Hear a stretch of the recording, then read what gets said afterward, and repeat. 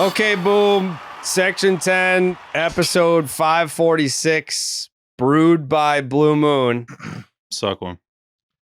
produced by Jake Yasi. Fuck. What up? Nailed it. Section 10 in the building. I'm glad everyone's back. I'm glad Jake. This is probably what the team was missing. Tyler. T. Thank you. I'd like to suspend myself because since I came back from vacation, the Red Sox have gone back to sucking. I'll hear it. Yeah. That's honorable of you, T. Steve? I would like to nominate myself for suspension as well for multiple reasons. I've missed a couple tied in the ace, and also I brought up the whole like sweeps involved in thing about the Red Sox. Yeah. And then they got swept for the first time, so I'm just nominating myself. You don't have to do it, but All right. You know what? That's for Steve. Yeah. Great timing. Yeah, he can take that suspension. That's an honorable thing. I would like to nominate myself for a suspension as well because I said the Red Sox were going to sweep the Tigers in this series, and they actually got swept. Now, I'm not going to nominate myself. Nothing wrong. Credit to me. Jared wanted me to sweep. He tried to put the sweep.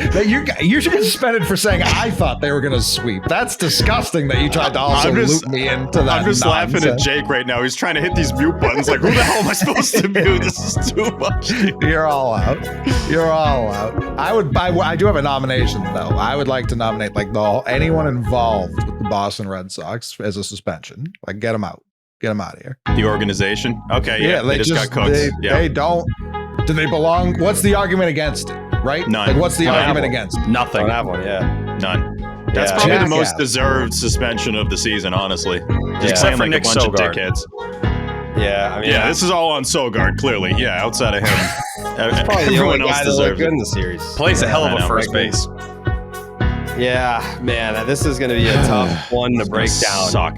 It's going to be a tough one. Celtics won, though, Coley. Yeah, big game. We did Big it. game. They picked like the worst possible time to do this because people are coming. Like they've People are coming. jacked off enough times to the Patriots draft. Like Yeah. they're over that part of it. And then Jason Tatum's dead. So like people are like, at least the Sox. I could turn to the above 500 Sox in my time of need. And what did these guys do to pay us back? They went below 500 like immediately. Yeah. Assholes. Mm-hmm. But the good thing is Underdog just dropped their playoff basketball promo. Fuck yeah, they did. With the extender, you can play your way to increasingly bigger boosts each round of the playoffs. Start a playoff series by using your game one boost and continue boosting each subsequent game to unlock the next one. The longer the series, the bigger the boost. You're going to want to see how serious it gets when that game 7 hits. And it's coming. It's coming, brother. What would that be? Monday? If it was one? Yep, Monday. Hop on Underdog, the best place to make picks during playoff basketball, and get started right now. Make sure you sign up with the promo code Jared. That's Jared to get up to $1,000 of bonus credits and a special pick on Underdog. That's Underdog Fantasy promo code Jared. Yeah, I'm miserable. Red Sox get swept by the Tigers. They have a losing record. Everyone wants everyone fired. Everyone wants everyone like benched or traded or something. I mean, this is the most like shit on I think I've ever gotten ever. Because people are like, why aren't you calling for Cora to get fired? You're not saying anything about Cora just because you guys text each other. I was like, the last time he texted me on my birthday, which was April 3rd. That's like, I don't talk to people in season. Like, especially if things are going poorly.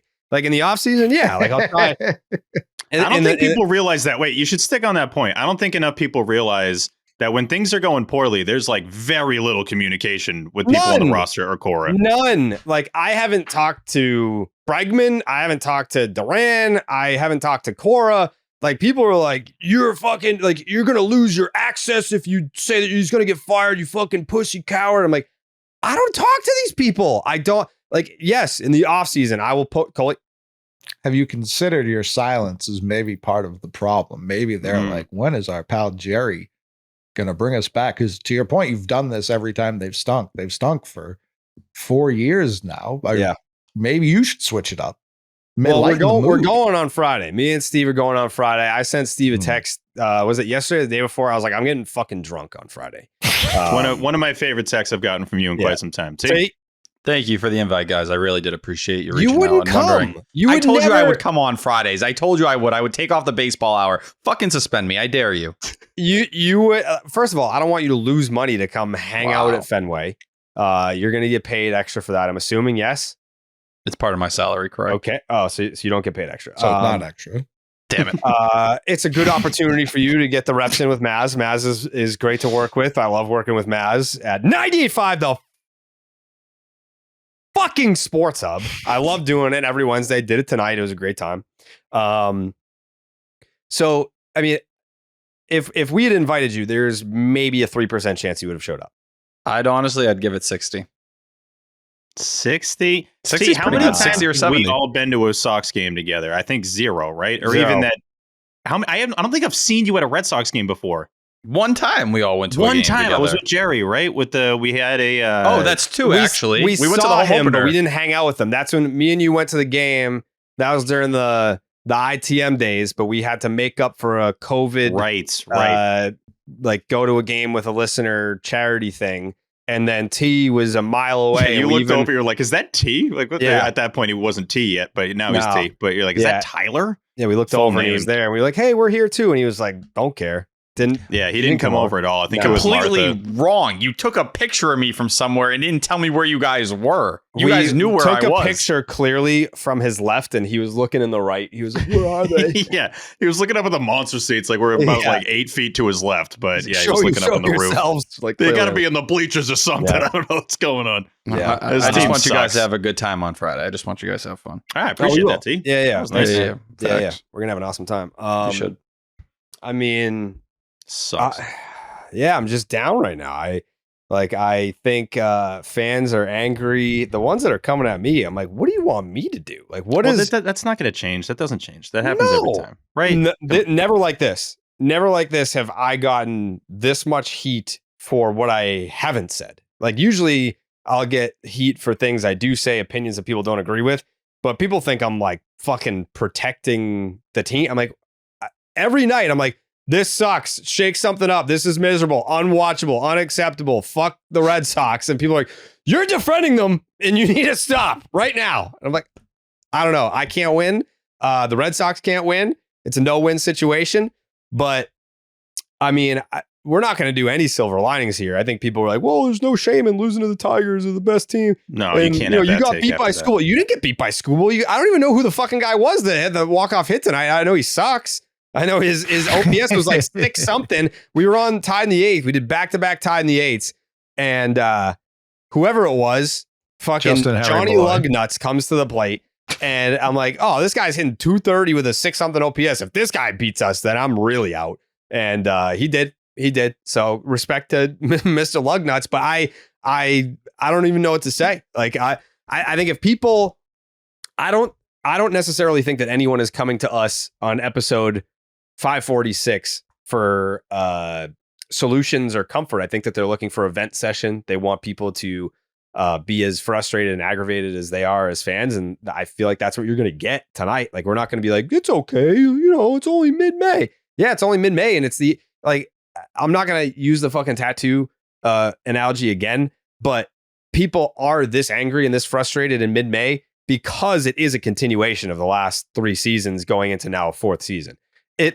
I always try to remind myself when doing this job that there are points where, like in 2018, I remember when the Red Sox had whatever it was, like a fucking 8-10 game lead early when they started off like 21-3, and the Yankees caught them. Like they caught them. It was tied in first place.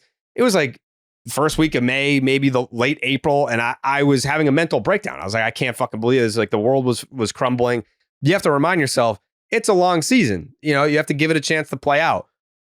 In this case, the people that are saying to me, you're overreacting, it's only mid-May, you have to give it a chance to play out.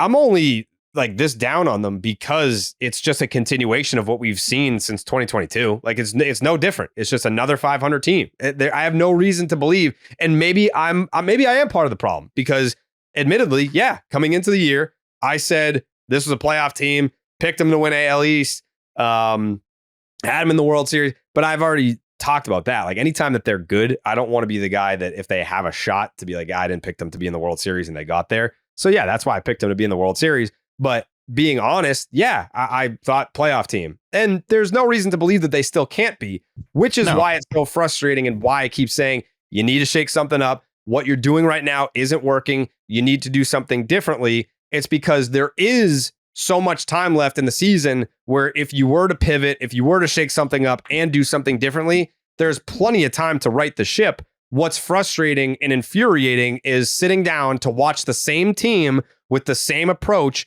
make the same mistakes every single night. That's what I can't tolerate. I mean, they change up their mistakes. I think that's what pisses me off. And Lou had alluded to this in the Scoop Shop chat, but it's like, all right, if this isn't working tonight, then the next thing's not going to work. Okay, defensively, they were good tonight. They're going to suck the next night. Bullpen was good in this series. They're going to suck the next series. Like, you never know what the problem's going to be. But the thing that frustrates me the most is that, and this isn't like a homer take at all, Jared, you kind of alluded to this a little bit already. Like, this is a playoff caliber team if you're looking at the roster. But as of right now, when you're losing this many one-run games, I can't do the one-run losses anymore, at least at this rate. It's, I think, 7 straight one-run losses in terms of since their last one-run win. They've had 7 one-run losses.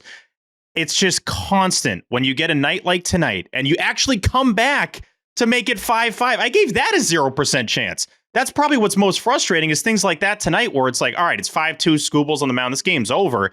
But with this team, it's not over, at least until further than you think. It's like we're going to tie the game, but then we're not going to score again when we have bases loaded and 1 out and we're pinch hitting Willie or Abreu, which I probably would have been fine with keeping Refsnyder in there, but then you don't get the crazy catch in right field. So if it's not this thing, it's the other thing, and they can't get out of the quicksand they've been in. This team has just been stuck the entire season and can't get on any stretches of consistent success. They haven't had long stretches of failures either. They haven't had some long losing streak yet. It's the first time they've gotten swept, but it's just a pain in the ass team. And technically you can group them in to the other 500 teams they've had, but they're different ingredients, even though it's resulting in the same record, which is pissing me off the most.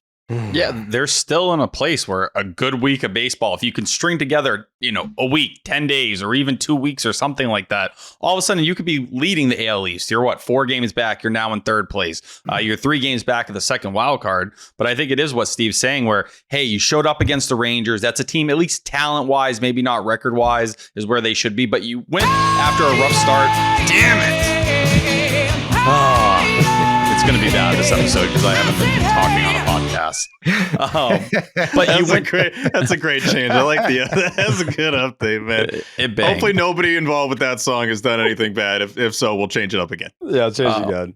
But you had the Rangers series where you show up after a really rough first game. The Royals series was similar. You heard what they did, right? You did hear what happened with the guitarist. Yeah, the lead singer of that band, they killed cats. They killed a bunch of them. So you guys are gonna have to. And they strangled them. It wasn't like they put them in a room and did something. They literally they took their life too. Yeah, it was crazy. Yeah, but T. Yeah, but I think you saw it today. Yeah. What do you want me to say? I think today you saw them start to realize, they got to shake some things up. They can't let certain things play out. Tanner Houck being placed on the IL, I think, is the first sign of that. Like, we're not going to sit here and just let him continue to go out there and get his head kicked in. We're going to shuffle this thing up to make it work, or at least shake it up and make it look different. And they have to do that. I think you're at a point now where, we're 10 days away from Memorial Day. That's usually the benchmark for a lot of people where you can judge a baseball team. It feels like they need a shake up, and you can look at it in a few different ways. Trevor Story, the last 3 weeks, whatever he's done at the plate have been arguably the worst 3 weeks I've ever seen from a hitter. He has an 11 WRC plus. 11? It's 11. He's been that fucking bad. Like, he's not a baseball player. He's not a Major League Baseball player. He is, but yeah. It's insultingly bad what he's doing at the plate. I don't know if we can go that far. When he files his taxes at BP, right there, baseball player. He says that right back to him. Yeah. I think he is still a baseball player. That's all he still has right now, T. So you're not wrong. I think all he has is that he can currently say I'm a baseball player. He can't. The sentence doesn't go any further than that. No. Like, he's not even playing to the point right now where you can sit there and you just throw him away, you offload him somewhere. You post an 11 WRC plus over a 3-week span like he is, where you're not doing anything, you're going to get close to DFA territory very quickly. That's the truth. If he looks anything like this for another month, he's unplayable. Let me ask you a question, T, because Go everyone ahead. keeps asking me this question. I feel like I've answered it a million times. To the people that are like, all right, something's wrong, team's broken. How do you fix it, Tyler Milliken? How do you fix the problem, or problems, plural? Yeah, I think you start to look at the bullpen first off, and I think you need to attack things a little bit differently here. Garrett Whitlock, the way he's struggling right now, where it's a 10 ERA over his last 5 outings, 4 out of 5 of them have been horrendous. I think you kind of just got to hope and pray things get better. But I'd have Luis Guerrero in this bullpen. The fact that they were scared to use Liam Hendricks the way they were in that second game. That was crazy. When you're up 2 runs, it's one thing if it's 1 run, and we know how it works with the ghost runner rule. But can we start there? I don't mind jumping around for like a sweep, because I don't think we need to break it down game by game. Like we kind of just jump at like what the problems are. So the Fire Cora crowd, which again, like I don't know why you're knocking on my door. You know I'm not going to say Fire Cora. I'm just not going to do that.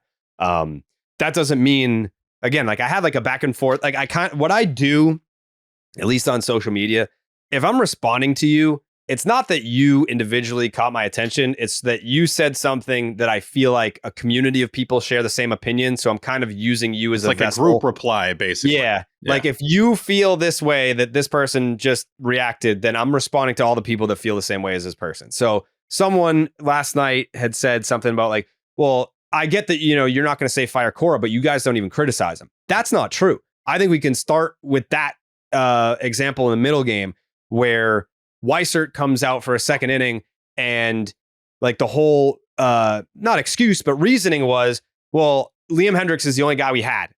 Like he's the only guy we had. Okay. Then if you have, at the time it was what, a 2-run lead? 2-run lead. correct. 2-run lead. If he's the only guy that you have, I understand if the game is still tied or you're losing, but if you have a 2-run lead, he's been a big league closer. Like if Liam Hendricks is not the guy for that spot, then what's he doing on the roster? That's how I felt about it. You can disagree. That's fine. But that was my thought was, it's revisionist history because if Weissert goes out there, he's been good this year. Weissert's been good this year. But if Weissert goes out there and punches out the side, then we're all like, he's fucking nasty, big balls, Weissert. Like, look at him going 2 innings to pick up the Sox. But if he doesn't get the job done, which he did not, gave up the 3-run walk-off bomb to Javi Baez, we're all sitting here saying, why is Liam Hendricks on the roster, former closer? You have a 2-run lead, and I understand he's the last guy left, but I mean, at that point, it's like, all right, if they tie the game or Liam blows it, game's over anyway. You don't have to worry about who's after him. It's like, whatever, you kind of have to go for the throat and use the fresh guy. At least that's how I felt. It's also realizing what was on the mound the following day in Scooble, where and hey, they went out, they hit against them, but knowing you're facing the best pitcher in the sport. Yikes. This is going to be an episode. But knowing you have Scooble coming up the next day, like, it feels like the time to put your balls on the table, does it not? It does. I don't love blaming the pitcher 1,000% there because Javi Baez's first home run came off a first pitch breaking ball. So whoever's calling that, if it's the captain, I'll go with the captain. If it's was Wong even in the game at that point? I don't think so. No, I think it was Narvaez. But Narvaez did, whatever. Whoever it was, I don't know if that's coming from the bench. I don't know if that's coming from the catcher. When someone tees off on a dinger early, you throw the same fucking pitch later, you're an idiot. I don't care whose idea that is. I don't care if it's a different pitcher. And also to me, like, I definitely think you can criticize Cora and talk about that. Mm-hmm. Garrett Whitlock can't be what he's been. It's just the truth. This Red Sox bullpen can't succeed unless he's going to be something along the lines of 2021 Whitlock, because we felt they were an arm short coming into the year. They were willing to depend on him and say he's going to give us at least 2 innings every 2 or 3 days, call it whatever it is. Right now, he's not able to do anything like that. And he told you why he sucked. He's like, I can't locate my fastball. So if the hitters up there are eliminating my fastball and they're looking slider, then here it is. And he fucking put it in the seats. And his command isn't what it once was. Like, what made 2021 Whitlock so great was the fact that He pounded the zone as much as anyone in baseball. This year, the walk rate, it's 3.5. I think it was 1.5 when he was a rookie in 21. Yeah, the strikeouts are up. It's like an 11.7 K per nine. And I still think Garrett Whitlock is a very good reliever. Most of the things underneath the hood still scream that. But the stretch he's going through right now, it shows how thin the Red Sox are because they can't throw anyone else in that spot. They don't have anyone else they feel confident enough to go get those outs. When we're talking about the Weissert situation there, I always want to stay honest with myself, where it's like, if I didn't think it and if I wasn't screaming it in the moment, I can't then after the fact be like, what the fuck, where was Hendricks? Because I genuinely wasn't really thinking that. After Campbell hits the home run, no, and I'm sure if you were, that's fine. That's fine. I'm just saying, when they went to break and they were coming back for the bottom half, I had updated save for Hendricks in my gold bottles tweet. So like, we said it on the broadcast when we were on the I live had stream. Hendricks already in the gold bottles tweet because I had him in the game. So I'm still in a situation there looking at game 2 where I don't want to, let Weissert off the hook, because you take that 2-run lead with Campbell. Understandable with the ghost runner, things can get dicey pretty quicker than you expect. A 2-run lead is dangerous in extras. It feels like it's bigger than it really is. You let that first guy get on, one swing ends it. It honestly hit me when Baez came up. I'm like, if he just does what he already did, the game's over, and then bang. But yeah, I want to make sure Weissert gets some of the blame that he deserves for not preserving a 2-run lead there, not preserving the 1-run lead earlier in extra innings. But yeah, if you want to blame Cora for not having Hendricks in, that's fine. I think the one nitpick I would have with Cora is not just the concept of not having Hendricks in the game. It's the assumption that under the current extra inning rules that a game's going to go like 16 innings. Like that just doesn't, even if you put Hendricks in there, he gives up 2 runs, it keeps going. He can just pitch the next inning. Like it's not the end of the world. And if you really want to get crazy with it, and T, you mentioned it earlier, of making sure you win that game because school the next day, if you don't want Hendricks to get hurt, just like throw a position player if you're really that worried about it, like 2 or 3 innings later. So I get the criticism there, but still, if you're Weissert, I just want him to, shut the door there. And he said he felt like shit or whatever. What was the quote, T? I think he had something about like that was shit. Like I should have closed it. I shit my pants. He said. Yeah, he said he shit his pants right before the pitch. So it's like that's a fair excuse. I would probably throw a meatball after shit my pants too. But either way, though, last thing on that, Narvaez's reaction was so perfect. It was like everybody at the same time of like, are you kidding me, bro? Like I said away, and you went right down the middle, a little low, right in his sweet spot. Javi almost like took a second after hitting it to be like, you really just threw me that pitch. Like that's actually where you put it. Throwing Javi by his strikes is like a DFA-able offense. Like it's crazy. He's going to swing. I love Javi. No one's a bigger Javi guy than me. He's going to, that's what he's up there to do. Like if you think Cedon swings a lot, watch Javi Baez. So throwing him anything near the plate is insane behavior. They did it twice. You don't deserve to win games like that. I'll also add, we talk a lot about Brian Bayo and needing him to, jump into this number 2 role or whatever it may be. Less than 5 innings and back-to-back starts. Not great. Got to be more efficient. You have to do more than that for this team and where the bullpen is at. And there's a lot of stuff under the hood for Bayo right now that is kind of concerning in terms of K per 9, walk per 9, home runs per 9. But, giving that length, even if he's not going to be sharp, Jared. Finish. Jared. Even if he's not going to be sharp and be that guy, he needs to give you 6 innings like he did back in 2023. And right now, he hasn't been able to do that the last 2 times out. Jared? I brought this up with Maz tonight. People are looking for... Yeah, what? 98.5 the fucking sports. That's right. Yeah. Andrew Bailey got a lot of praise when he first got here, and rightfully so. The results were tremendous. I have some numbers here. This is not including tonight's game. This is from our guy, Black Irish, who is like a savant. Like my messages with him are just like all data. Like he loves the data and he loves to share it. He listens to the podcast. He watches Tie in the Eighth. He's very locked in. So he messaged me this before the game tonight. Last season, in Andrew Bailey's first 43 games as the Red Sox pitching guru, the staff had a 2.74 ERA, and everyone quickly declared that he and Breslow were geniuses. In their final 119 games last season, they had a 4.51 ERA. And in the first 44 games this season, they've had a 3.94 ERA. That's a combined ERA of 4.36 in the last 163 games. So I know that fans are out for blood. They want people fired and all that. I'm not. I'm just telling you right now, like, I'm never going to call for somebody's job. John Farrell was a special case. I was like, because I think with John Farrell, he was both stupid and costing the Red Sox games, and like the players hated him. Players love Alex Cora. I mean, how many times with the Yankees have Yankee fans been like, fire Boone, fire Boone? Like, it trends every single night, fire Boone.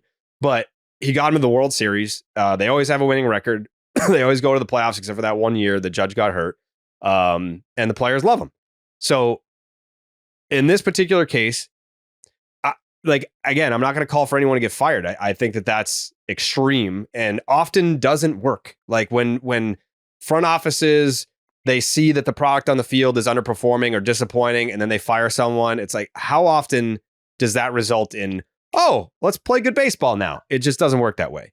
But with Andrew Bailey, it's a big first impressions thing, where the first impression was this guy fixed everything.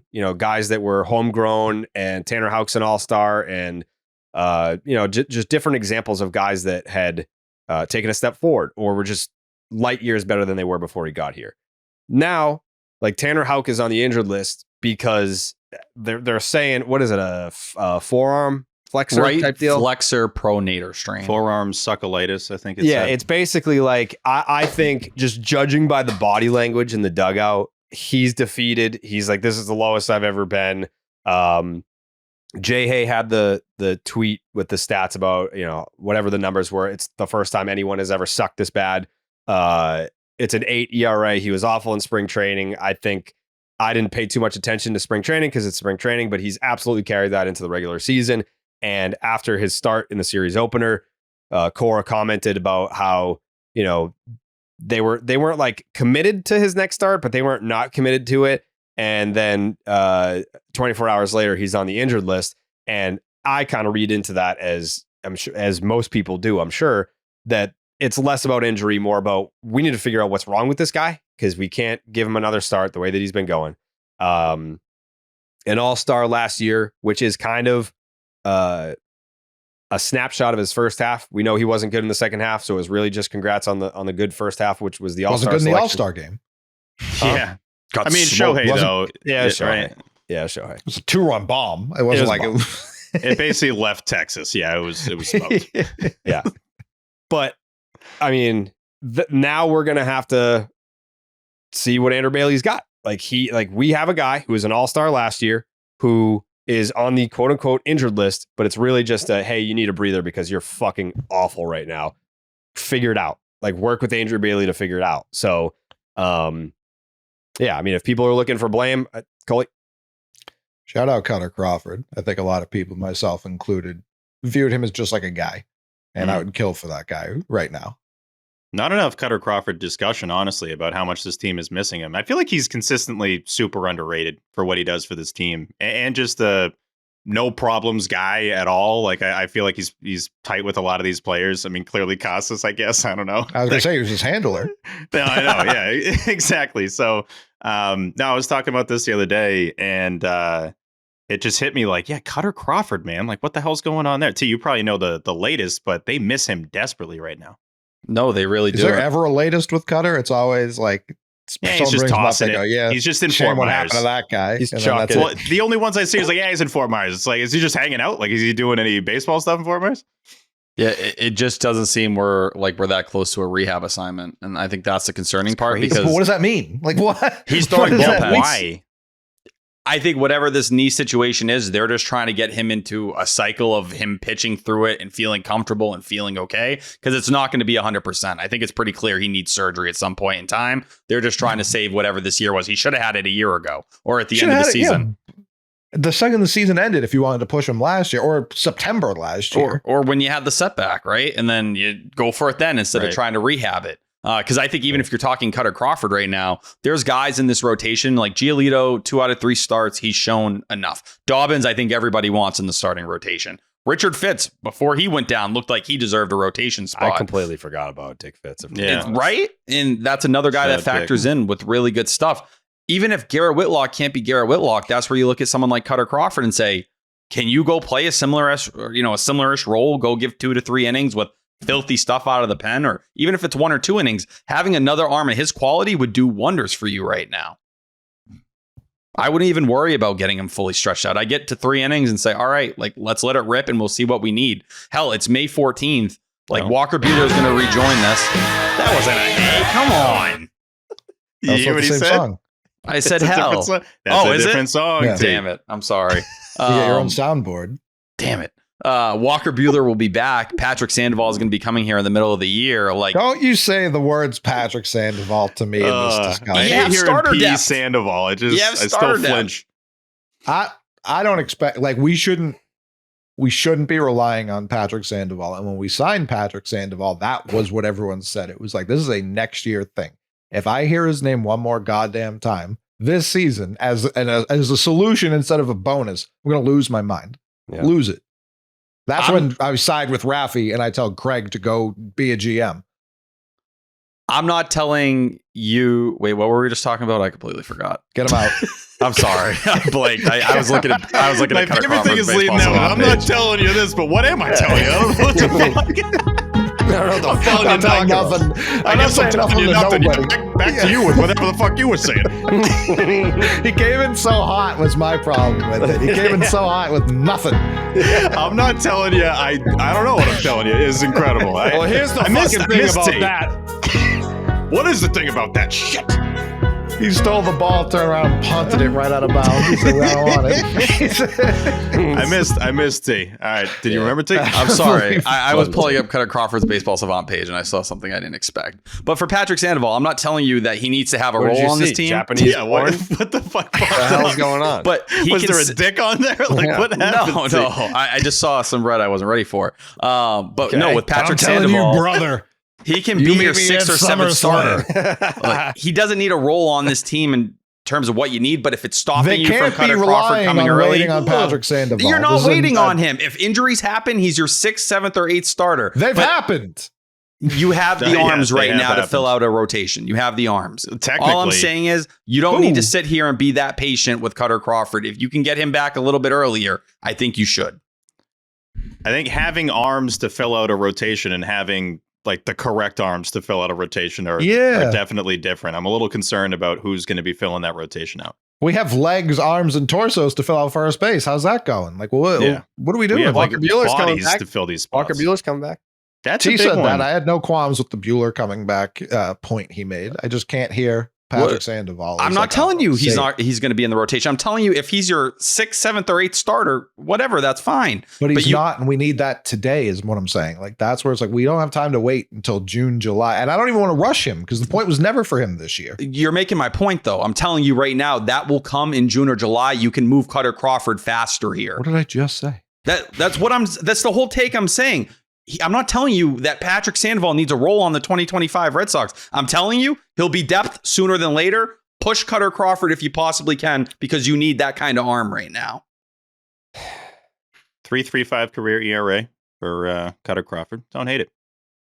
It doesn't even have to be a rotation spot. I don't know why we're talking about Cutter Crawford. There's been Yeah, no I know. update. Well, T's at T's all. back. He's throwing This live stuff happens bullpens. when T's I back. brought him Yeah. up. It's not T's fault. I brought him up. 'Cause No, I wanted I to be understand like, that, man, I missed that But guy. like, there is no update on Cutter Crawford. No, we get more Like- Massa updates. He's Yeah. hanging out in Fort Myers. That's the update on Cutter. I don't know. Like, is there a chance we don't even see Cutter this year at all? For sure. No. Has to be. There has to be If he has a setback, but right now It he sounds shouldn't. like there's been a Has setback. he had a set forward this whole Right. time? I haven't heard on forward set. Yeah. 5 days ago, he made a step forward. He's now throwing live bullpens. That's what the latest update was. There we go. So he's facing hitters. He's doing the whole thing. How far is that from a rehab assignment? If you only need to go 2 or 3 innings, it shouldn't be that much. All right, so I'm seeing Cutter Crawford to throw live batting practice on Friday, 6 days ago. So, is that last Friday? Yeah. A live batting practice session on Friday. Crawford reported to extended spring training in Fort Myers, Florida at the end of April as he continues to build up his arm following a knee injury that he suffered in spring training. The 29-year-old appears to be on the verge of starting a minor league rehab assignment finally, but even so, he probably won't be an option for Boston's starting rotation until either late May or early July. Okay. All I'm saying is, with the way the bullpen is right now, if he can come give you 2 or 3 innings, that would be awesome. Any innings, any Sure. inning, 1 inning, 2 innings, even whatever you want. You were an arm short entering the year in that bullpen. Right now, when Garrett Whitlock's not functioning, you're 2 arms short, and it makes every day hell. And it makes every game feel impossible to finish off and like you have to hold your breath. And I think there's only so many like mental shots teams can take with the way they're losing some of these games, walk-off fashion. Whether you want to talk the KC game, that very first one of the series, you want to go back to the Blue Jays games. It's like the second half of last year. Some of those losses, they only counted for 1, but they felt like so much more because when you lose in horrific fashion and blow games you're supposed to win, it just affects your psyche. It makes you feel like a team that can't come through in big moments, which is what this team has felt like the first 7 They days of the just season. literally can't. Yeah. They have proven to themselves that they cannot win close games. Like everyone knows it. What's the record now? Like 4-12? It's 4-12. It's abysmal in 1-run games. If this isn't the one, you put a 5 spot on. Is there a debate? Like, he's the best pitcher in the world, right? I'm not just saying that because we put 5 on him today. Like, as of now, he's the best pitcher in the world. That's happened once in the last 2 years against Scoobel. Yeah, you put up a 5 spot. I understand the last earned runs weren't his, but that's that's one of the best relievers in the sport since the beginning of last year. So MVP candidate. 2 of the exactly received MVP vote. I heard that and literally did a double take. I'm like, no fucking way. 2 of the best pitchers on the planet. You put up 5 on. You make an and one mixtape style home run robbery catch. You don't have the fucking wherewithal to win that game. Like, that is very unserious behavior. That's all the momentum in the world, and you can't win that game? That's crazy to me. Even more importantly, off of that point, which is extremely valid, it's only mid-May. Did any of us expect that they were going to win the game? Once Willier grounded into the double play, I'm like, oh, no, they're going to lose. They will lose this game. Sure. This isn't like... I thought they were going to lose going into it. I was like, oh, Scoobel tomorrow. Oh, no, but it's a big difference. Like, it's even worse. Going into it, I think we all thought they were going to lose. It's even worse when, to Coley's point, they put a 5 spot. Not because of Scoobel, yeah. That's what I'm saying. That's worse. So they're finding new ways to suck. We're not just like making that up. It's like, oh, okay, you're going into the finale, probably going to get swept. Unfortunate, it's the first time that's happened. Whatever, come home, regroup, the whole thing. You got an off day on Thursday. Instead, you put up more runs than anyone's put up on him since 2023, basically, and you still find a way to lose. Jerry? So I believe it was after the Baez walk-off home run. Let me see if I can find it. This was my tweet after the Baez walk-off home run. The Red Sox are who they are at this point. If they're going to float around 500 for the 4th straight year, then just call up the kids and let fans enjoy watching Red Sox baseball again. Enough is enough. And I saw not just responses to that tweet, but subtweets that were like talking about me saying just call up the kids at this point. And they're valid points. I even talked to Corey, who does our graphics after the game, and he was like, you know, people want to call up Meyer and Anthony, and it's like the Red Sox still scored like the game. They scored 9 runs the night that I said call up the kids. Like, the offense wasn't necessarily the problem. It's the bullpen. It's the rotation. The vibes are the problem. Yeah, so they have the most hits in baseball, by the way. Yeah, so that's what I'm getting at. Is like, I get it.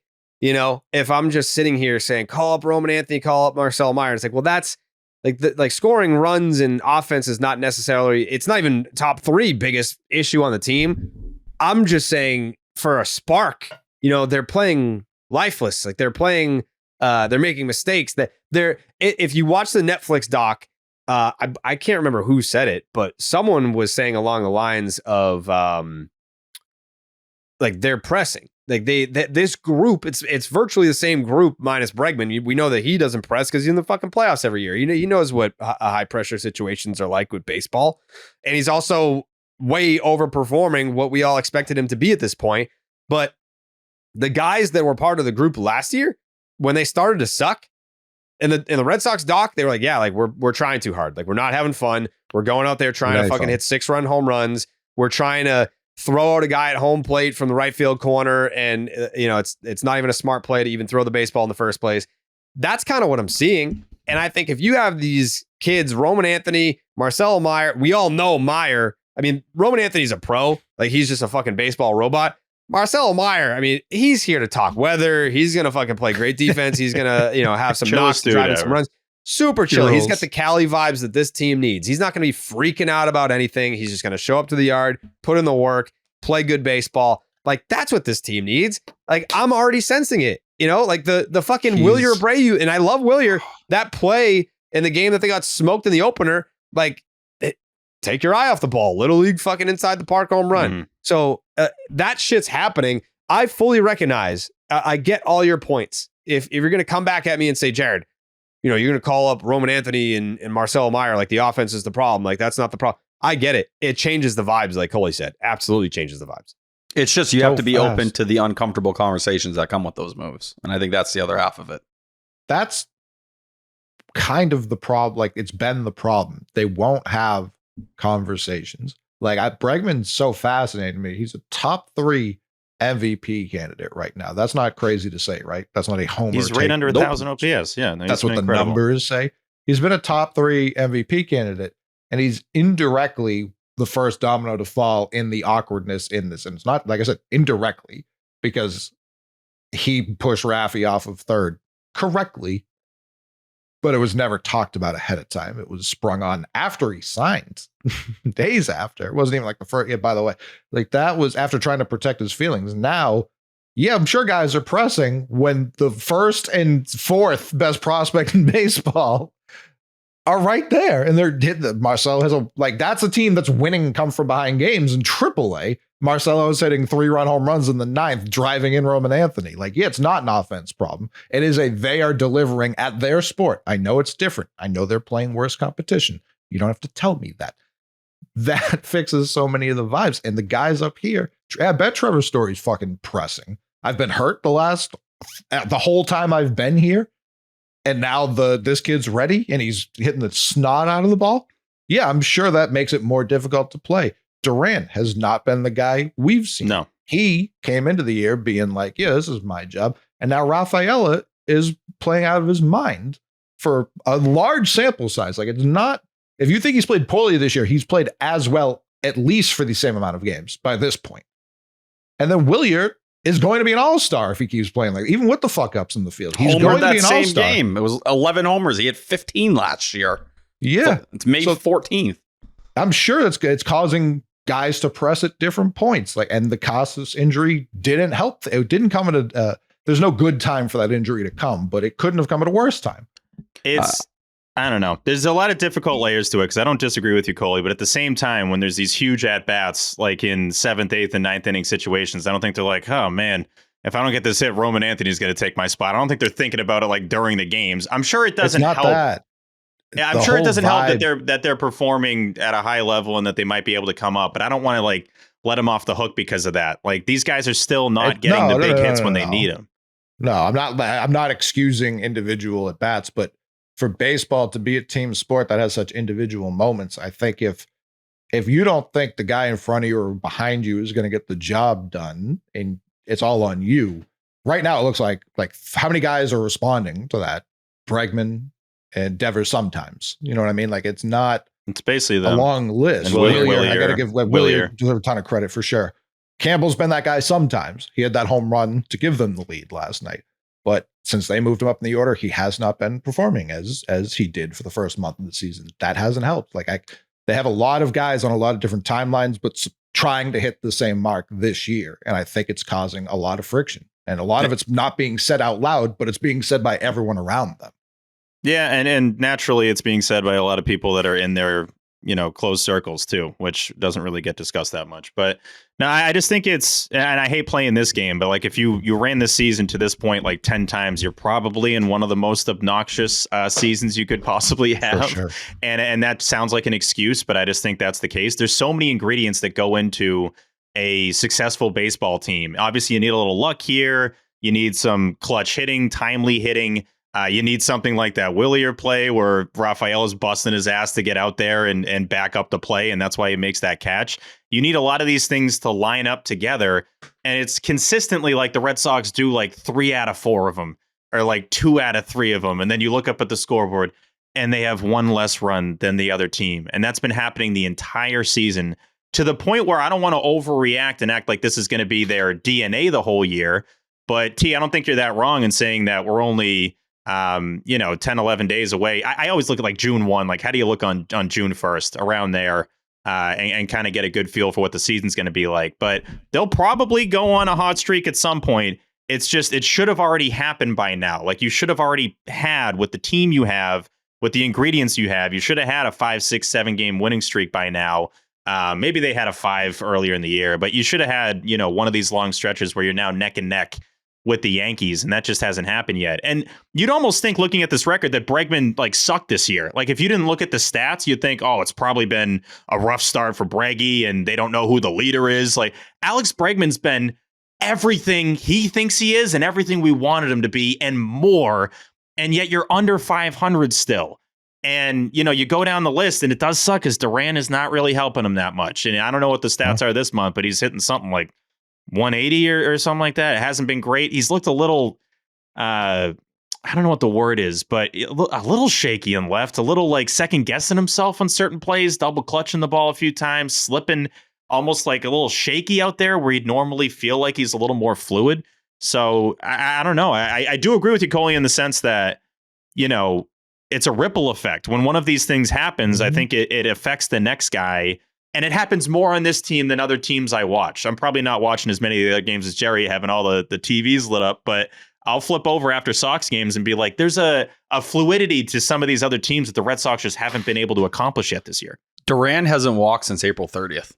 Like, I have talked so much shit about Ceddanne Rafaela. Killed for that. Seriously, Yeah. I've talked so much shit about Ceddanne Rafaela and what he's doing. Like, you look at his baseball savant page, he's making me look like an absolute idiot because everything screams. And he's been unlucky for the most part this year. If you want to look at BABIP or whatever, he is showing like there is a real potential breakout coming. Now, when we've seen these stretches from him at times, it's gone in the other way very quickly. But it's a lot of guys on this team, and I'm going to throw Casas in there as well, that have been here for years at this point. Casas, Whitlock, Duran, Houck. Like, these are the guys that are seemingly not able to get the job done or hitting these walls and are disappointing. And these are guys who have been here and like have been through some losing and understand kind of what it takes in the city. And it's just weird. They stick out in a significant way. I do. I think Rafi does. They understand what the city is. Like, they know what the pressures are that comes with playing here. And to see those guys kind of struggle this much after having success at different points here, I think that's so disappointing to me, and finding the exact reason for it, I can't quite put my finger on it, but it's weird to see guys who have had success here unable to figure it out so far this year, and they're kind of the biggest disappointments. You want to know what you're getting from more of the roster. You want to know going into each night, all right, who can I rely on? Who's the guy that when he comes up, he's probably going to get the hit? And right now, even though it really stunned me, and this happens every year, the Sox always have more hits than you think, because they'll go through slumps, but then you remember, like, they got more dudes, they got more boppers than most of the teams, even when they're not having a big year. So when I saw they led the league in hits, I was like, oh, okay, I guess. But Bregman's one of the few guys right now that I expect him to get the hit every time. Even Rafi striking out there with first and third, sac fly gives you the lead late in the game. Not really going to get on Rafi. He's been tearing the cover off the ball. But still, you want to know each night, what am I going to get from this guy? And specifically in the bullpen, dudes are coming in, and I'm just crossing my fingers. And Slayton, credit to him, he's looked really good his last couple outings. But before that, it's like he couldn't strike anybody out, and you didn't know what you were going to get. You look at Hendricks early out. I'm like, oh God, I don't know if he's going to be able to stay on the team for that long. Now he's been pretty reliable since then. So it's every night you don't know what you're going to get. And when you play 162, especially as a fan, and you're 162 guy, girl, or gay, you want to know what you're signing up for on the broadcast, and you don't have that right now, and it's an uneasiness that you don't want. Especially, I forget who said it, Coley, probably you, that the C's are in the position they're in. Maybe they won that friggin' series, who knows? But it's about to be the Red Sox. This is earlier than ever, by the way, that it's about to be just the Red Sox. It's the Bruins normally make it into late May. Who knows? What happens with them? Sometimes it's an early exit. But the Celtics definitely make it into late May the last handful of years. And now that's sped up, and more eyeballs are going to be on your team kind of at the worst possible time right now. Or maybe it's the best possible time. I don't know. It could be the best possible time. You never know. I still don't know what this team is. And everyone just, I think, incorrectly groups them into the last couple of years. I told you. It's like, I don't think you told me, though, because I almost said it. I almost said the word. I'm not going to say the F word, but it's been that kind of season so far. I had restraint. I didn't say it, but it's kind of felt like that kind of season so far. It's they have to earn that benefit of the doubt because to what you just said, they haven't done it in several years. Yeah. I don't disagree with it, but they do have to earn it before I don't know. Last year around this time is when a little before they started their run. So I like people want to be doomers, people want to give up in the season. I get it. It's frustrating. There's a lot of time left, but it would be nice to see somebody do something, like inject some sort of life. I can't have the Reds trading for players and you just like kind of taking it easy. Whether or not you think the players are good is irrelevant. Like just try. And it doesn't feel like there's they're not pulling in the same direction. I know we talk about folks in the mentions, Jerry. To the folks, and this is not being like overly negative. They're like, this team fucking blows. I told you, yada yada yada. Like, you don't have to watch the team. Like, you can actually just do other stuff, and it's not going to affect us. We know that the people that ride with this team for good, bad, in between, it's been a lot of in between lately, they're probably going to be there, and that's fine. I think there's a certain part of the fan base that's not even really part of the fan base. That's more just like, even just looks at the scores and sees they lost. Like, I told you so. We don't really need you. Like, you can still be negative, and that's fine. I get it. I understandable that this team hasn't done anything to earn some high praise, but it's going to be a long journey. It's just annoying that the engine hasn't been kind of revved yet. We're still kind of stuck and on the side of the road, and this thing should be really off and running at this point. We don't need those people, Steve, but you know what we do need? Mm-hmm. Do you know what we need? Yeah, dude. What do we need? What do we need, brother? Yeah. Mm-hmm. We need Mac Weldon. No, we need Blue Moon Lights. We need Blue Moon Lights. Yes, we do, because they were born in a ballpark 30 years ago at the Sandlot Brewery in Denver, Colorado. No baseball date is complete without Blue Moon Belgian White. Blue Moon's bold flavor, bright explosion of color, and iconic orange slice ritual guarantees a one-of-a-kind beer drinking experience all year round. And for those occasions when you want a lighter option, reach for the Blue Moon Light at only 95 calories, 3.6 grams of carbs, and 12-ounce serving. It's refreshingly light alternative beer brewed with real tangerine peel. Looking for great tasting non-alcoholic beer? You can try Blue Moon Non-Alcoholic, still made with real Valencia orange peel and coriander with just 80 calories. And you heard us earlier. We'll be at Fenway on Friday. I'll be there Saturday, but I'll be there with Steve on Friday and Mikey and No Tink. And I'll be drinking those Blue Moons. I'm not normally a Fenway Park drinking guy. But I love when you are, though. One of my favorite things over the years is when you are. Something's got to change. If this could change a season, new city connects, Jared's drinking at Fenway. And if that has to be, if you got to just start drinking more at Fenway and that turns the season around. Yep. Might be the move, responsibly, of course. Yeah. I think Train said she might meet us there. Like, I'm going to go early to do the on-field thing. She said she might meet us there for the game. And she's like, if I Uber in, you can drive us back, right? And I was like, nope. I was like, I'm Ubering in. By the way, real quick on Train, hilarious reaction to another tie in the eighth. That was very funny. She can't believe it. She was like, what? Yeah, she's been a trooper. Yes. But I gifted her some Blue Moon Lights as like a sorry that we're doing tie in the eighth again. Inspired by the beer you already love and available year-round, a wheat beer from Blue Moon with exceptional taste and only 95 calories. Brightly brewed with real tangerine peel, tastes light and refreshing. Nothing compares to the great taste of Blue Moon Light. Blue Moon made brighter. Get Blue Moon Light delivered by visiting get.bluemoonbeer.com/Jared for delivery options. That is get.bluemoonbeer.com/Jared. Blue Moon made brighter. Celebrate responsibly. Blue Moon Brewing Company, Golden, Colorado. Suck one. Suck one. Yeah.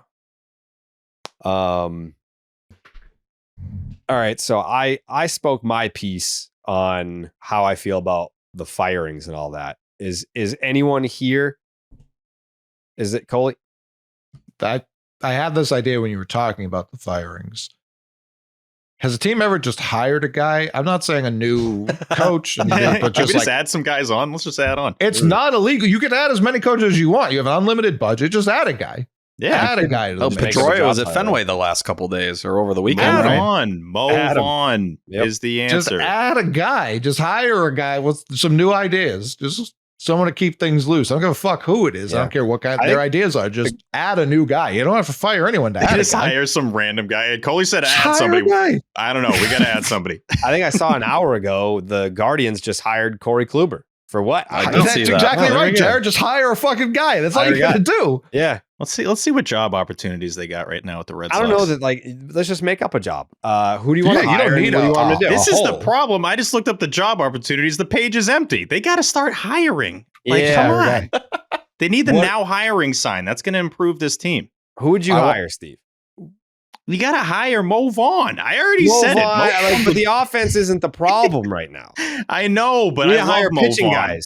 I know you I do. think he'd but be all right. Then hire Josh Beckett. He'd piss all these guys off. He'd probably start cursing him out. If they Yeah. sucked, I'm sure he'd be in there like, you're the worst pitcher I've ever seen, and I think they should cut you, and I'm going to That's recommend it. That's a good suggestion. He's an asshole. Like, we need assholes. We in need there. assholes. Yes, Yeah. Red Sox hire assholes, Yeah. and this team will turn around. Who's an Mike asshole? Timlin seems to have a lot of free time these days. Yeah, Timlin was spouting off on 98.5, the fucking sports hub on Joe Murray's show, right? I didn't hear it. I'm honestly not sure. He was. Yeah, I mean, I'm not going to put words in Mike Timlin's mouth, but he was kind of saying like, players these days are getting babied. Let's get Tim. I mean, Mike Timlin. I want to say that there was a point where he was just like had the most like average appearances of a reliever ever. Like he's got to be like, yeah, let's stop babying these kids in there. How many rings he got? He got 4 rings. 4 or something That like That that. was with like Toronto. Like, Yeah, I think he had 2 at he was Toronto, 2 at the Sox. in the league forever. This dude's got a lot of 4-time World Series champ. Yep, Crazy. get him in there. He's a winner. He's a grinder. He speaks He's just his living mind. in Colorado. I went to the Blue Moon Brewery with Mike Timlin. All right, let's So get he- some other guys that they should hire. Let's look Yeah. for some dickheads. Yeah, Richard They either Blyer. need absolute cocks or they need someone who's just like Bill Burr. Like they just need someone very funny, just absolutely tearing them down, but making them laugh at the same time. Because you need a little levity in the room. You guys I agree, doing out there? assholes What are help. you doing? What are you doing? 1-run losses? What is this? What the fuck? What is this? Jake, who would you let's hire? see. Who would you hire, Jake? I mean, Tatum's got nothing to do for like 2 years. Maybe we get him in the mix. Let's get Just Tatum in hire here. Jason Tatum. Get a champ on the Hey, bench. knows about winning. Definitely knows that. Yeah, they hire Tatum. Next thing you know, all the post game press conferences are just corny as fuck. They're just saying, the Hey, corniest hey, shit. no, What? come on. What? Come on. What? Come on. I didn't say he's bad at basketball. This is I mean, the Right Celtics now, are better the without time him. to be They are better jabbing with Tatum. I got the green on for the C's, baby. Let's go. Hey, let's go, baby. Let's go C's, yeah. Go season 7, Go baby. Celtics, season 7. That's what I've been saying. T, What's you Cesar pointing for? Crespo up to? I don't know. He was on the 05 Sox, yeah? Yeah, and 04, Isn't I it? believe. He was here for a while. He was on the 05 Sox, isn't it? Isn't it? Yeah, he was just 04, by the way. Just 04 for Crespo. Oh, That's okay. shocking. That Was is he in the shocking. system for multiple years?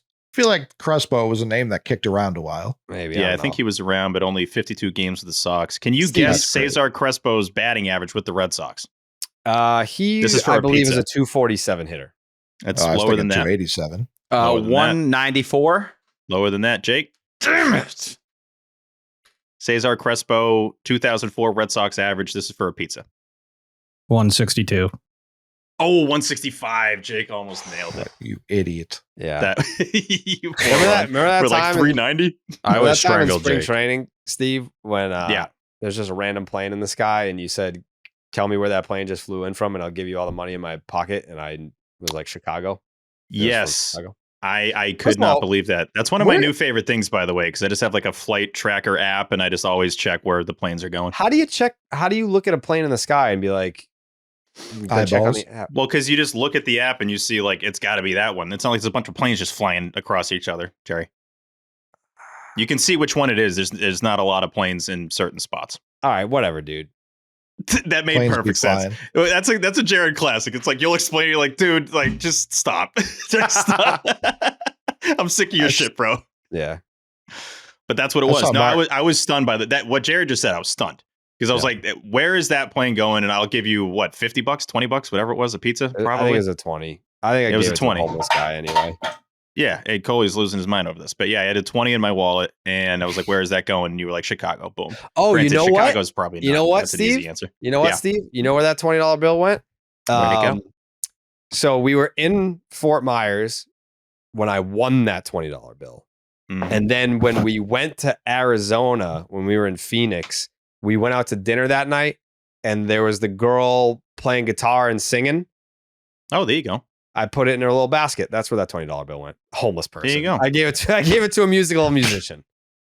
Same a thing. musical musician. Same thing. One of those. Heard of them. Yeah. Love 'em. Classic musical You know musician. him, you love them. Yep. Music player. Yep. Yep. Yep. Marco Scutero, I saw, was tweeting out digs at the Yankees the other day. I'll get. I Scoots don't in the think mix. that's the real Marco Scutero. Either way, I just It's like definitely that a fake one. someone's Yeah. Manny someone's Del talking Carmen. Scutero. What about Del Well, Carmen? He's been around. He's a lot, local. you know? I bet he He's can like- convince he's them like to call up too Luis available. Guerrero. Why? Both are local guys, and they can, jog his memory. of Luis what it's like to Guerrero's bring up. from Boston. Correct. He grew up here. What about Did he Julian really? Tavares? Right? Like, Tavares, what's he up I to? told you I got Julian Tavares' number at Bronson Arroyo's gig in a couple of Dude, years ago. He just walked hit in him and up. everyone was like, "What the fuck? Why is Julian Say the Tavares Red Sox here?" are hiring. Bring him on board. Come on. Yeah, they need a guy. Yeah, Yeah, they- he could be the guy. They need a guy like that just like rubs heads in the dugout. Like we need like more goofy stuff. Adrian Beltre. Get Adrian Oh, Beltre. my in the mix. goodness. Maybe He just ain't have him coming play back. third. Yeah, honestly. He hates it here. There's no way. They're like, these people like didn't believe me at all. We also rebuilt his career, so I don't want to hear that. True, Yeah. but that season was incredible. Yeah, didn't he have, it's like, crazy 50 they let him doubles? walk. He should have played here the rest of his life. That was insane behavior. 321, 919 OPS. 51 doubles. 28. Oh, he almost did my favorite thing. 28 and 102. He almost did a 30-100. Did he? That's why you like Mo Vaughn so much. The last time he was on Nesson, he was like, "We need to get back to the basics, where it's batting average, yeah. home runs, and RBIs." That's my favorite stuff. I Yeah. absolutely love it. That's It's yeah, the best that's why you stuff. love- Steve's right about this. It's the best stuff. It's It's good stuff. If you're I good at love that home runs stuff, and I like love- you're good at baseball. I don't know. Yeah, Is that crazy? There's It not is really that many simple. We need shitty the players advanced who hit stuff to 30 tell home the runs and drive assholes in runs. from the mediocre guys. The other stuff tells you who the good guys are. We could use more nicknames too. Hit Dog was obviously a great one, so maybe he comes around and start. Granted, we normally give out the nicknames, and Jared does specifically. What about the blowjob brothers out there? It's the whole team. They're all just the Blowjob Brothers now? I thought that was Yeah, we us. I don't know. It's Sometimes. whoever you want it to be. It's fluid. Yeah. Oh, Wet okay. Fart Wong has aged very well so far. Huh? Wet Fart Wong has aged pretty well so far. Yeah. He basically cost them the game tonight. That was insane behavior that he chucked it in the center field. That throws. And then they showed his face. He was like, "Wah." Ugh. He's basically like, this is what I do. Like, I suck. So what? This is what I He do. just looked at Cora like, what do you expect me to do? Like, I'm awful at baseball. He just sailed one in the center field, and like the center field camera like zooms in on his face, and he's just like, Cora said we have to challenge this. He kind of made a fart face. Like, he probably Yeah. was farting after the throw. Yeah. Cora was Alec like, Pro something was must have not went- pleased, but what is Wong doing in there? And it's like, Yeah. well, the reasoning did kind of make sense. He wanted to get granted. Narvaez could have run. I get you're upgrading with Hamilton big time, and it's a tie game. The logic. How made about sense. Hammy with the game tying home run the other night, last night? Yeah, that was cool. Yeah, Thrown None right of the in cool the trash. stuff matters because they suck so I much. know they did cool things in this Yeah. series. They put up 5 on Schoolbull. They did a double robbed home run. A Like 9-8 Hamilton photo. tied the game with a bomb. Campbell's And it- homer was Campbell hit a defying huge gravity. homer. By the way, how the Popped hell up was that the a home second. run? Yeah, No that idea was how that was a home run. They did the home plate camera. I'm like, what the fuck's going on? Is this like a different game? That was crazy. I thought None that of it was matters. easily a shallow fly ball to left field. Yeah. Thing just kept going. Crazy. Strong boy. He's very strong. Big forearms, That's what they Huge. say. Great shoulders. Oh, yeah. Yeah, he's an What athlete. a dumb sweep. That's such a stupid sweep. There's no business getting swept there. Yeah, Javi Baez is supposed to suck, and he didn't. I know he's good this year, but like, he's supposed to suck. And fucking, what's his name? Johnny Baloney that hit the home run, the base hit to win the game tonight. Yeah, good kid though. Good kid. I know he's Yeah, been he's struggling. he's a but- nice guy, but he's not really good. No, he does suck. Yeah, anytime you get walked off by Baloney, You know it's gonna be the newspapers are gonna crush you in the morning. Justin Henry Malloy. Yeah, that's me. He's Johnny Baloney. Like, what is that name? What is that name? That's a made up name. I actually did believe, though, after Chapman got the next 2 outs, I was like, okay, like this is going to be Chapman. If there's a guy who needs to just get through and miss bats, this is the guy for the job. And then that happened. It also didn't help that Connor Wong's framing, which has been better this year. He's not very good at that.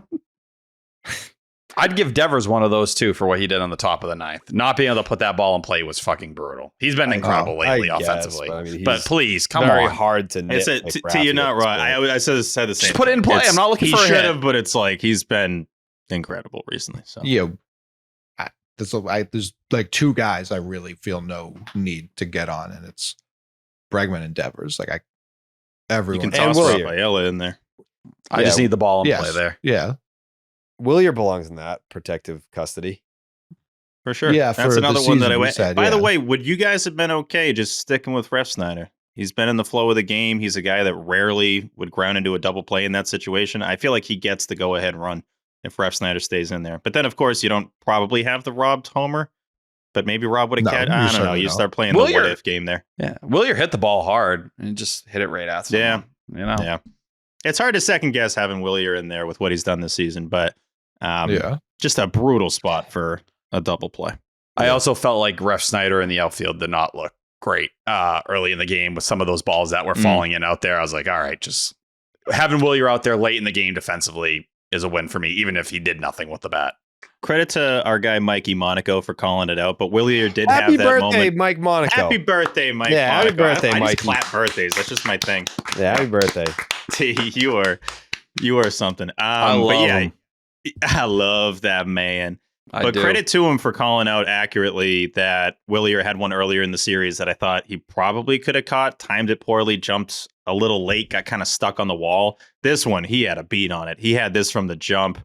I thought he was just going to straight up rob it. I thought it was just going to be a normal catch, but then Rafaela sprints over there and makes the play. That's why you don't see it too often. And then Monaco again, like, because the first person I thought of was Tim Kirchin. I know I mentioned it on the show. I was like, you just never see that in the game ever. And so he texted Kirchin, which is great. Like that's what I want from my fucking broadcaster. It's like he's going above and beyond and like giving you that extra thing, which is like I texted Tim Kirchin, who's seen everything and looked up everything and is like one of the best baseball historians we've ever had. And he couldn't remember that happening. Like, that's valuable. That's what I want to know. Credit to Monaco. He's the man. And it's the reaction. It's the genuine excitement. Even on the Jarren Duran throw with Riley Green at the plate, like, you hear it, like Middlebrooks, it just pours out of him. It pours out of Lou. It pours out of Monaco. At times with Dave O'Brien, it feels like it just never comes out. Or if the other team does it, he's excited for them. Like, it's nice to hear people that are excited for the Red Sox. Even when shit's going bad, it's like, having those moments gets you through some of those tough times because it's like, yeah, we all want the same thing here. You know, when the Red Sox hit a home run in the 8th or 9th inning and Dave O'Brien's like, oh, and he went deep. Like, it's like, damn it. Like, give me some of the fucking juice. Those guys, they got juice, man. Like, I need that juice in the booth every night. Will Fleming, his call of the Javier Baez walk-off was fucking excellent. I think I'm just going to go up and down the entire broadcast team and compliment everyone but Dave O'Brien. Maloney, we love him. He's incredible. Why not? You hear the difference in the booth, you know, in some of these days, and I think it's very apparent right now. I think whenever Dave comes back, they'll probably start with a replay of the VAR show catch from 2 weeks ago. And by golly, can we remember how awfully impressive this catch was? No, I got the Fleming call right here. Oh, it was yes, good. yes. 9-7 Red Sox the pitch. Baez drives one high and deep. You got to be kidding. You got to be kidding. It's out of here. Another 3-run homer for Javi Baez. And after all the heroics from the Red Sox, they lose it 10-9. It's also something funny about the music coming in like, you have to be fucking kidding me. Yeah. And I also love when Fleming does that and we're getting like a text message almost as he's saying it. Like, here's how I feel. And it's like, how are you doing this at the same time? He's incredible. He'll do the text, toss in a couple F-bombs, and it's like, this is how I really feel. I would have loved to say this on the call, but yeah, it's tough. Let me run back the Monaco call for Campbell. Okay. I feel like that one. I was going to say, if we had the whole Bregman thing, that was a hilarious turn of events that happened there. What a chance to break out of it. First pitch swinging. Campbell in the air to right. McKinstry goes back at the wall. I love Campbell has done it in the 11th. Yeah, that's pretty good. The dude likes Incredible. baseball. He likes the Red Sox. He likes the Red Sox. That's important. Big Like, Sox guy. Yeah. Lou likes the Red Sox. Will likes the Red Sox. Eck liked the Red Sox so much he'd shit on them so hard when they disappointed him. Like, it's not hard. It's not hard to win over the people around here either. Like, people want Tommy Heinsohn. I don't give a fuck if the national audience doesn't want Tommy Heinsohn. We want Tommy. I want to hear why the officials are out to get us. I want to hear why this other team are the biggest pieces of shit, both on the field and in their personal lives. That's what I want to know. I don't want to know, like, oh, Aaron Judge, he built another orphanage. I don't give a fuck, dude. I don't want to hear all the good things these other people are doing. I want to hear that they're the enemy and we're here to defeat them in all of our glory. It's not that hard. I don't think anybody in the broadcasting game right now does their homework more than Mike Monaco. I flip on ESPN just, as background sound. It's like, there's Monaco in Australia for like the Australian Open. And I'll text them like, dude, what and he sounds like an expert. Anything he sounds like he knows. Like, as we know, Martina Velasco has been on fire recently. I'm like, what are you talking about? Like, this is crazy. But he'll say it very calmly and give you a bunch of information. And then I go to bed thinking I know a bunch about Martina Velasco. And it's like, that's what Monaco does. No, but maybe, I don't know. It kind of sounds like. Did you just ask if Steve didn't make up a name? I mean, come on. Who knows? Of course he made up a name. I don't know. That could be. That rhymed a little in the last name. Like, there's always a hilarious sound in there. Yeah. Only been doing this for a while, but one of the best parts of this finale, everything, I don't want to say everything sucked, because there was actually, that's another annoying part about losing this game. There was a lot of fun parts of this game. One of them was that Alex home run where they come back from break and this dude's just sitting by himself up there. There's no one anywhere near him. He's just trying to light up a ripping joint. the pen. Yeah. Or whatever the fuck he's doing. I'm sure I knew what he's doing because I love smoking weed. And so they show that. They then next pitch. I mean, what's his face? Monaco, by the way, goes, check out this guy's seats. And he goes, and paraphernalia. and Will goes, that feels, he almost says it under his breath. He's like, that feels illegal. And the pitch, Alex Bregman clobbers the first pitch to left and gone. And I'm like, that was a wonderful transition of events. And obviously they show the guy in a close up and he's just smoking a joint. I'm staring like, at it. He's looking at it like, this changed my life. But like that weirdness, like those are the Dawn moments. Oh, it's like, perfect. Dawn Even and just Jerry, the percentage of it is what we crave. It's never going to be Dawn and Jerry again. No. That's lucky enough that we got it. It's never going to be that again. Just give me a little slice of that and we'll be thankful, because it's been the exact opposite for, I'm going to say, a decade now. It's been a long time. What are you looking up, Jerry? I want to try and find that clip. It's very funny. I have it's it on right out of break. If you have the whole, I don't know if it's just the home run though. It's right out of break and they're talking about him smoking weed and then Bregman goes deep. What inning was it, T? It was the fourth inning. Start of the fourth. Oh, wow. I rewinded right to it. Let's go. Wow. That's impressive. All right. Let's see. Guy's seat. And all right, hold on. Download the Nesson 360 app. Only promo for using their content. On Nesson. Fourth inning in Detroit. Check out this guy's seat and paraphernalia. That feels illegal. Alex Bregman clobbers the first pitch of the fourth inning to left field and gone. Bregman goes deep again, and the Red Sox have the lead. It is a joint. I mean, stay high, right? I mean, it's the last row of the stadium Alex just smoking Bregman weed. now reached in 24 of 26. Over those 26, that's 9 homers and 21 driven in. Swing it. That feels illegal. This Red Swing and a drive. Way back. Sky high. Oh, that's Ball's high as a kite. That's incredible. Inning in Detroit. Check out this guy's seat and paraphernalia. That feels illegal. Alex Bregman clobbers the first pitch of the 4th inning to left field and gone. That's awesome. I kind of wanted him to like add an extra comment because then they did the close up after that. It started kind of as the wide shot. Well, you then gotta he was keep big going. smoking. You gotta be like, he really smoked that one. Like you gotta keep rolling. Yeah. But it's been great having Monaco on the call the last week. Great dude, and hopefully we get more of him this season. He said he's going to be at Fenway more than normal, so that's good to hear. That's good. I'm hoping we get more Mac Weldon too, Steve. Yeah, me too, brother, because I love Mac Weldon. Mm-hmm.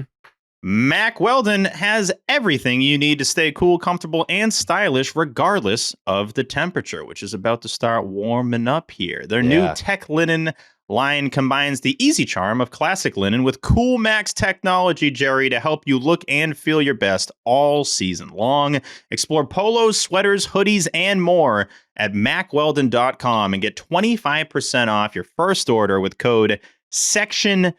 You love Mac Weldon, right, Jared? You're like Mac the Weldon, number one fan. It's kind of like you're a super fan of Mac Weldon.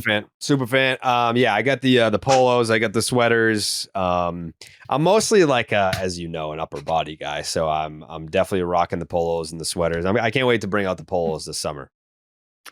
Yeah, the polos are incredible. And again, they keep you cool, which is the best part because it's about to get warm. Looking confident doesn't have to mean calling attention to your clothes. Mac Weldon balances classic pieces with updated details to keep you looking sharp. They're not flashy, just classic, always in style and made from the world's most comfortable performance materials. Mac Weldon clothes are designed to fit your style and the demands of modern life. They look like, quote unquote, regular clothes, but feel like the latest in modern comfort. Give your closet a breath of fresh air for spring and for summer. Go to macweldon.com and get 25% off your first order of $125 or more with promo code SECTION10. That's MACKWELDON.com. Promo code SECTION10, section 10. Yeah. What else you got for me, Steve? Suck one. And suck on that Mac Weldon. Mm-hmm. Jared, a lot of us know that we need life insurance to protect our family's financial future if anything happens to us, right? Mm-hmm. Mm-hmm. I know that. 100%. And one of the biggest excuses for putting it off might be that you think it's too expensive, but it's not with Ethos. With Ethos, you can get a free quote and customize a rate that fits your budget. You can get up to $3 million in coverage, some policies as low as $2 a day, billed monthly. That's a beautiful thing. Lock in your rate today since premiums can go up as you age. Ethos makes it fast and easy to protect your family's future in minutes, not months. No medical exam required. You just answer a few health questions 100% online, which is a beautiful thing, as Zach would say. Get a quote in as little as 10 minutes. You can get same-day coverage without ever leaving your house. Protect your family with life insurance from Ethos. Get your free quote today at ethos.com/section10. That's ethos.com/section10. That's section 10. Oh, thank you, Steve. Mm-hmm. Appreciate that a lot. Hashtag thank you, Steve. Hashtag thank you, Steve. Still trending to this day since 2021. 4 years. Yep. Mm-hmm. A lot of thank you, Steves. Appreciate it. Anything else you got? I feel like we beat the series to death. I think it was Steve's point. A lot of cool things did happen in the series for the Red Sox. It just sucks that we can't talk about them. Like the 9-8 home run robbery putout, the Christian Campbell home run, Bregman going off. I mean, that was kind of like I don't know where all the Tigers' anger towards Red Sox fan. Like I get anger towards Bregman, but like it was coming from my throat. Also, I'm like, I don't have anything. Like what? They were so angry, so excited to sweep the Red Sox. I got so many fuck you and fuck Bregman tweets. I'm like, what are you guys are in first place, best team in the American League. What the fuck are you so angry about? And anger towards me and the Red Sox? I don't get it. But they thought they were going to sign Bregman. They really wanted to sign Bregman. And I guess this was their series to show, hey, you picked the wrong team, whatever. But Bregman went off in this series, hit a couple homers. So should we be upset he's on our team? Like, oh, damn it. Like, dude, he picked our team and he's been our best player so far. Like, no, I'm going to celebrate him being one of the few guys who actually gets the damn job done. And my my tweets when he homered, like it's a great day for the Red Sox or the Detroit Tigers to sign Alex Bregman. That wasn't trolling Tigers fans. That was trolling Ben Verlander. Because every day of the offseason, he tweeted, it's a great day for the Detroit Tigers to sign Alex Bregman. So I was mocking him. I wasn't like rubbing it in the face of Tigers fans. Steve? I just wanted to say really quickly. I know for a lot of home runs, and I like that you're incorporating Tank. Shout out to Mikey. Tank. A lot of the homers, and I've tweeted you this before. I'm like, what did you look like when you were tweeting that? And you'd be like, yeah, I'm just sitting. I'm not screaming. I'm doing this, yelling. When I saw that tweet, I went, huh. Like I did one of the chuckles, Jerry, because I thought that was a perfectly tweeted, perfectly captioned tweet for the moment with Breggy in Detroit, and kind of little F off to that tweet going out there every single day this offseason. Little tap under the balls of old Benny Verlander. Yeah. Why do you guys see what Ben Verlander tweets? I mean, that's a good point. I've known Ben for a long time. I don't follow him, but I would still see those tweets. I would see the fucking the Tigers should sign. I'm like, shut up. I don't know. It was going on all offseason. It's an absolute. I mean, I feel like it's a love-hate thing with me and Ben, but I'm public about my hate. So like, it's not like it's different. Which is fine. Like if you were to dislike someone in your industry and you're like, talking behind their back or whatever, that's different from me literally tweeting. I'm like, I've just been like, I want to punch you in the fucking dick. Like I've said that to Ben on Twitter, especially during the series. I think I said karate chop you in the dick or something like that. No, those tweets were super fucking annoying. And I don't know, like, this about me. If you're listening, my pals on the 10, I cannot fake how I feel about anything. It's just, I don't have that gene. I don't have that wire in my brain. So if I don't like you, you will absolutely know it, because I don't know how to pretend like I like someone. I'm not saying I don't like Ben. I am saying, I gotta say, where's the love come in this love-hate relationship you're describing? What I was saying is, like, I can't pretend like I don't find his tweets super fucking annoying. So I let him know during publicly, the series, which is fine. Yes. Yeah. But I still support him in his career. So that's where the love comes in. Is if you love baseball, I got love for you. If your tweets are fucking annoying, I'm gonna let you know that they're fucking annoying. To me? Yeah. That's how you talk to me. Yeah. And you love me. And neither of you listen. I've never given advice to Ben. I mean, I give advice to my guys. Like, if you're on my team, Ben plays for a different team. So T's on my team. I try to help T. T's on my team. I feel like if you're constantly telling him, even indirectly, that his tweets stink, and it was quite direct when you just finished talking, it feels like it's the same advice. It's different with Ben because he like rage engagement farms. So it works for him. Like he gets a lot of engagement because he'll say something. Everyone's like, what the fuck is this guy talking about? Yeah. T said Tristan Casas was good the first 2 months of the season. That did the same thing. People made his mentions. I disagree. Yeah.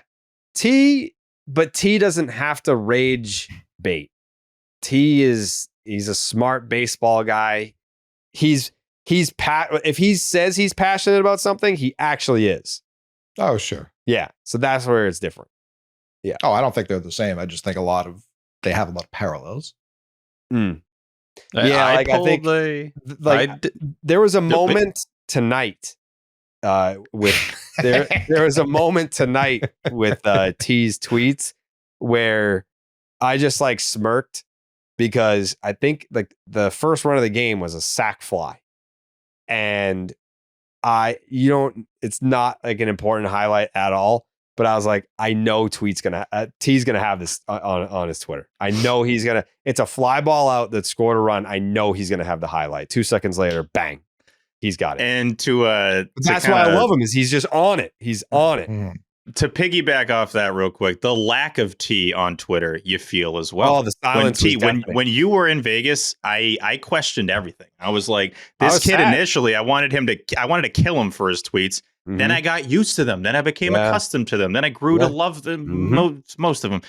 And then when you didn't get the sack fly to, I'm like, where the hell is my sack fly tweet? Yeah. Now I need it. Now you've trained us to expect this. So when you not tweeting's crazy. Fonder, Steve. What's up? Distance makes the heart grow fonder. Oh, 100%. And I clearly love T. I just, even with maybe a smash. Would you kiss him?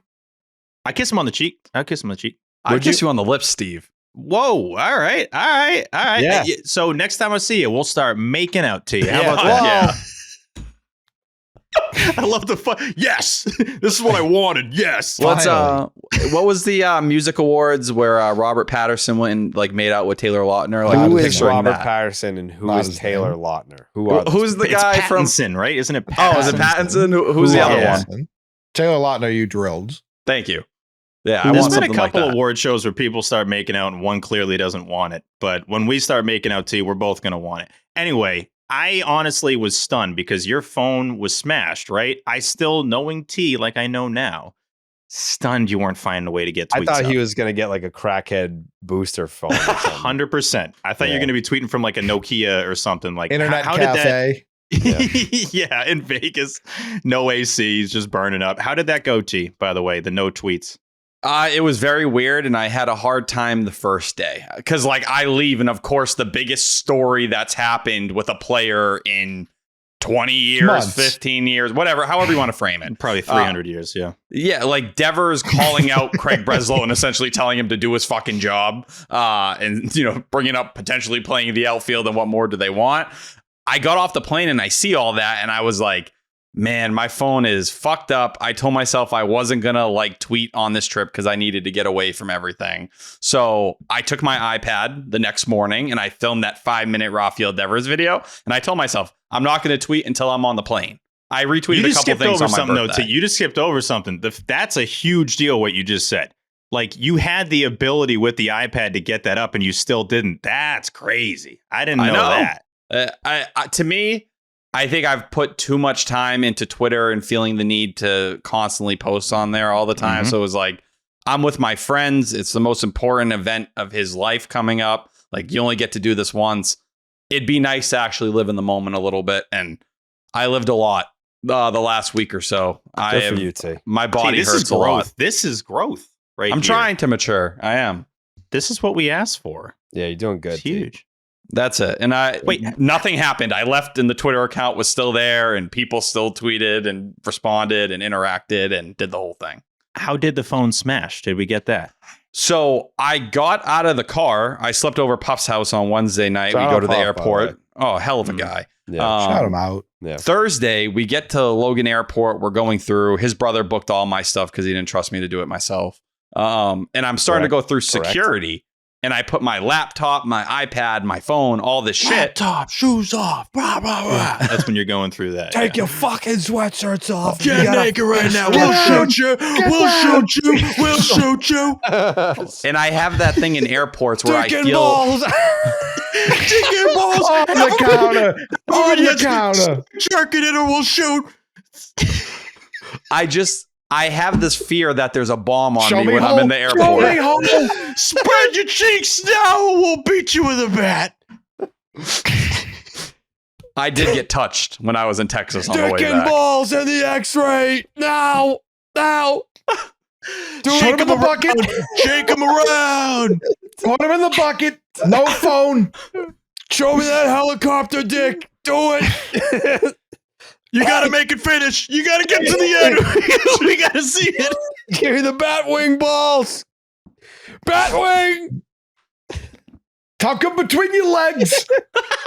Do Tuck it 'em. slowly. Do it slowly. I need phone and laptop in one bucket. Dick and balls in the other. Put them through. They're going through the machine.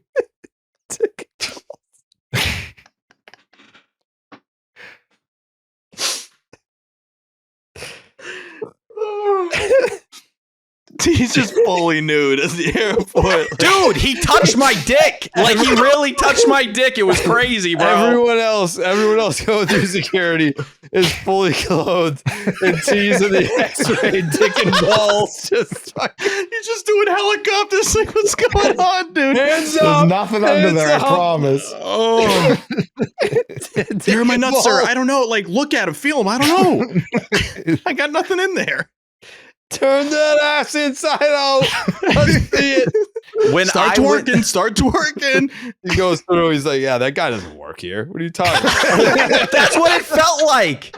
They showed me the screen and my entire groin was bright orange. I had nothing on me. This guy's not even close to having a TSA uniform. He's got like an NBA jersey on. Like, what? Chuck E. Cheese costume. Why did you think he's TSA? Dude's wearing Tim's. Like, what are we talking? This dude's wearing a Dikembe Mutombo jersey, barking orders at you. You did it. You listened. That's crazy. The Dikembe jersey, dick and balls out. He doesn't think about like you gotta take those out. You stepping in front of him.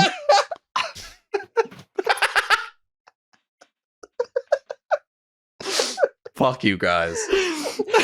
All his boys are looking back at him. Why is Tyler butt ass naked right now? Let's go.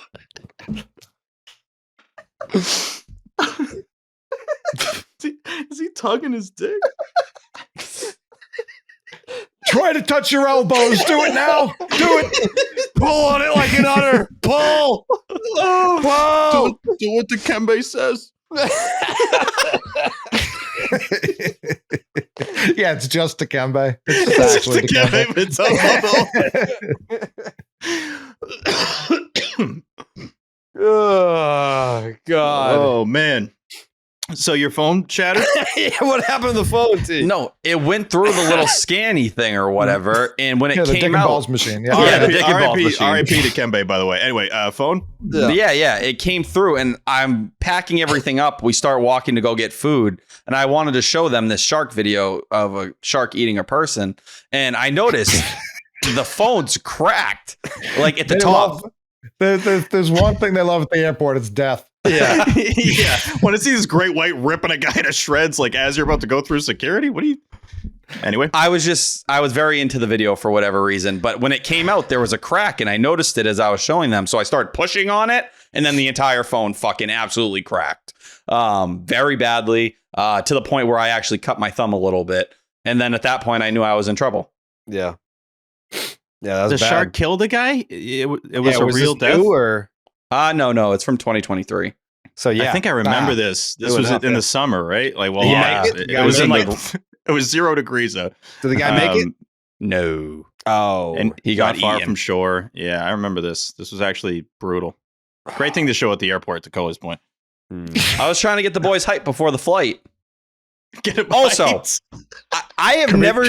I got called fat by so many strangers while I was in Vegas. I've never seen anything like it. what? Fat phobic area. Fat phobic. What? It's there's so many fatties in Vegas. What are you talking I don't about? know. There's- Fat area. In a All right, poker You're not fat, T.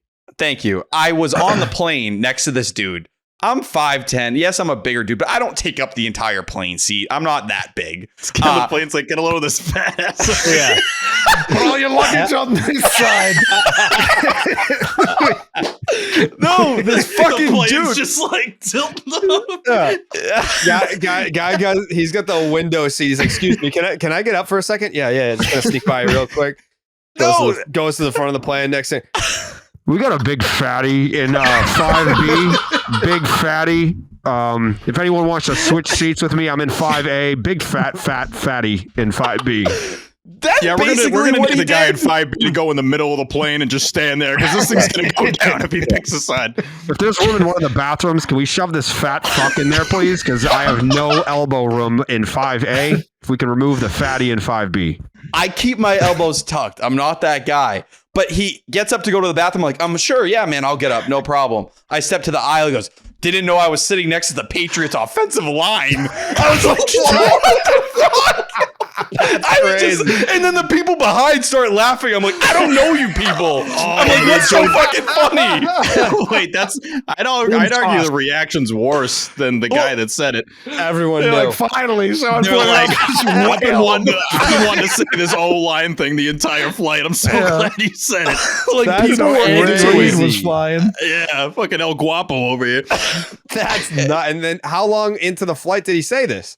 10 minutes. The plane was just in the air. Oh, so he was thinking it. The second you walked on, he was thinking that. So Clearly. you had to sit next to this dude for the next 6.5 hours, knowing like this guy despises me because of my So do the body people behind index. me. I hope you reclined Everybody. immediately. No, I just sat there. And you know when you look at strangers and you're like, are you serious? And these people are like, the seat. yes. He breaks the seat, goes right in their lap. Got this fat fuck in my lap. I'm trying to watch Moana. Shatters their legs. Just absolutely Tatum's both of them. It was crazy. And then when I was on the strip, we were walking, it's like midnight. And one of Totally those imagine what's about to be said here. Yeah. And one of those, the first one was on a plane. This is in Vegas now. Like, what's the upgraded line? Yeah, No, the flight it's attendants like are going down the earthquake I aisle. felt. Like, yeah, you guys want anything? The guy next to him, salad for this guy. That's crazy.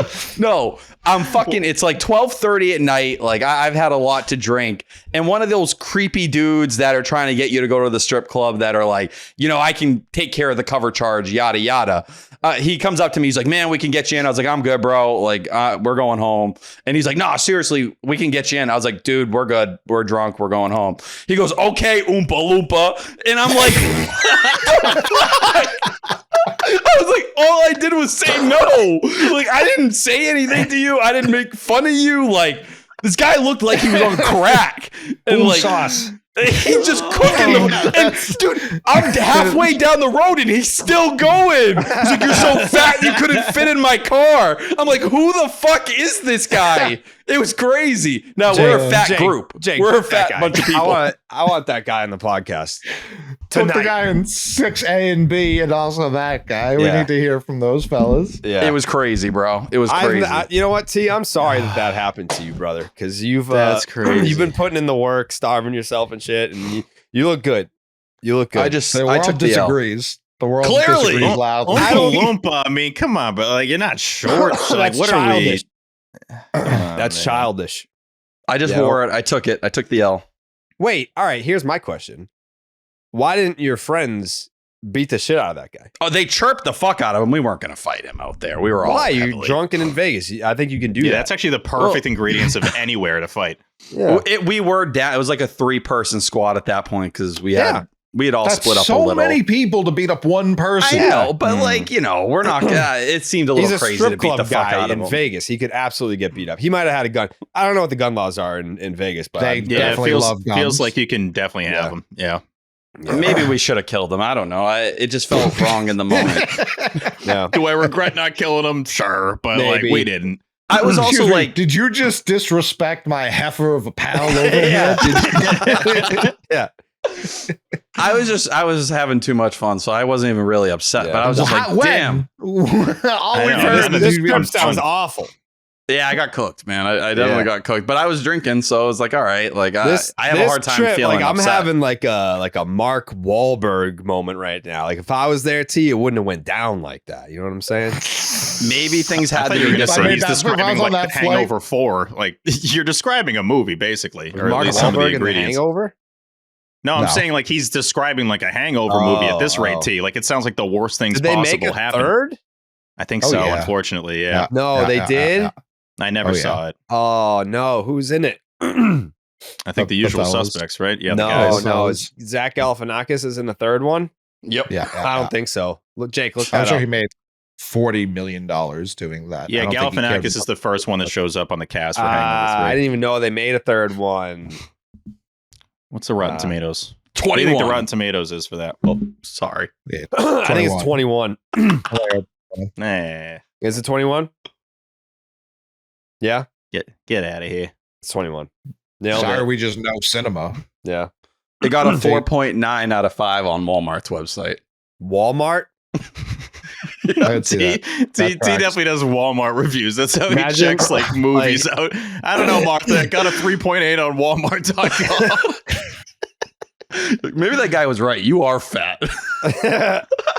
Imagine he's just sitting on the couch. They're about to watch a nice movie. Martha's like, "How about this one?" He's like, "Hold on, babe. I'm checking Walmart.com." Let me check Yeah. what Wally's gonna Let me say. look up BurgerKing.com and see what they rate Yeah. this movie. Yeah.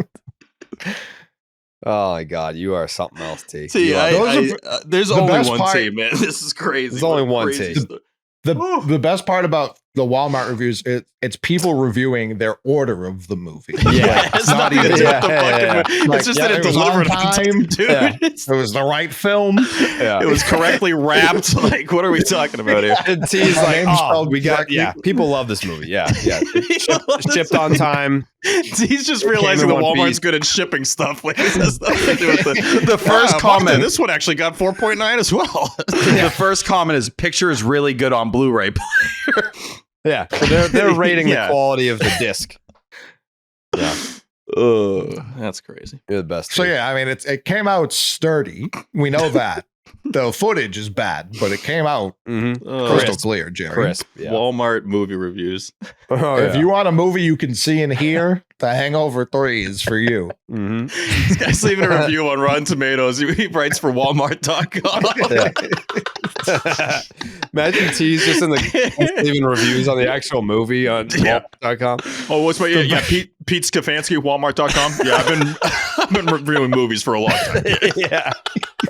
You ask this guy to find any baseball stat, he'll know exactly where to look. Review of movie. Go to the Mart. Yeah. Gotta go to Walmart.com. Yeah. Didn't you not know what On the Rocks meant? System. Was that something that you just learned recently, T? Who told you that? I have moles everywhere. Didn't you just learn what On the Rocks means? Yeah. So I was trying to come up with like adult beverages I could order, like hard liquor. And I was like, what about a Coke on the rocks? And then everyone at work was like, you mean that's a regular Coke just with ice? A Coke with ice, yeah. Yeah, I don't know. I don't hate it. I don't hate using On the Rocks elsewhere because that's underused. Like that could be. Yeah, but he thought that like On the Rocks meant like with alcohol. No, I know. I get, but penicillin was invented by accident. You know what I mean? Like, as if it's like that drink's on rocks, man. Like that thing's on alcohol. Yeah, I didn't really understand what the rocks were like in the entire equation. That Coke is on the alcohol, bro. Yeah. Like that thing's on the rocks. Yeah. Imagine he just like pulls up at the bar. He's like, I'll take a Coke on the rocks. What are you thinking? What are you thinking, Mark? I love it. Yeah. I love it. I like him being wrong is funny too, but I think that's now the play. Like when next time I pull up to McDonald's, like, can I get a Coke on the rocks? Like that's so funny. What did you think? What did you think if you ordered a Coke on the rocks? What did you think was going to be in it? I thought it was the Coke and like some kind of like liquor, like I don't know, like a brown liquor, like one of those Fentanyl. that fit in. Yeah, a little this liquor called On the Rocks. Yeah, yeah. It was a rough scene. God bless. We battled though. Yeah, thank you. I'm upset someone told you what it meant because it would be very funny to watch you drink like 6 Cokes. Being like, and then, I'm a like, tank, bro. I'm a tank. No, T would be stumbling around. Let's be real. T would have 6 Cokes and be like, dude, I don't know if I can go. You guys are gonna have to carry me. Take my keys. I've had 6 Cokes on the rocks, man. Like, I don't know where I am right now. Take my keys, brother. We've just seen the lady just like putting Coke in the glass. Like, you gotta drag me out of here, bro. Like, I can't even fucking move. If you dropped it on the rocks at Taco Bell, if you said like Baja Blast on the rocks at like 12:32, you're gonna get the best laugh you've ever gotten from the guy. He's gonna fucking love that guy's like the highest person you've ever met. He's gonna lose his mind if you say Baja Blast on the rocks. Please it was film just that, actually. It was a tough scene. We went through a lot of growing pains the last 5 days. I met a nice guy at the bar named Michael, who we talked about, you know, the Angels as a whole and Mike Trout and all this different stuff. You meant like spiritually. Oh no. It was like 1 a.m. and I didn't want to stand. We had been at the roulette table for a long time, and I was like, I'm gonna go get a drink, and then I just sat there and ended up watching like 5 innings of the Angels game. Yeah, I was vibing, man. 20. Thanks, Toots. Yeah, smacks her ass. She's like, what?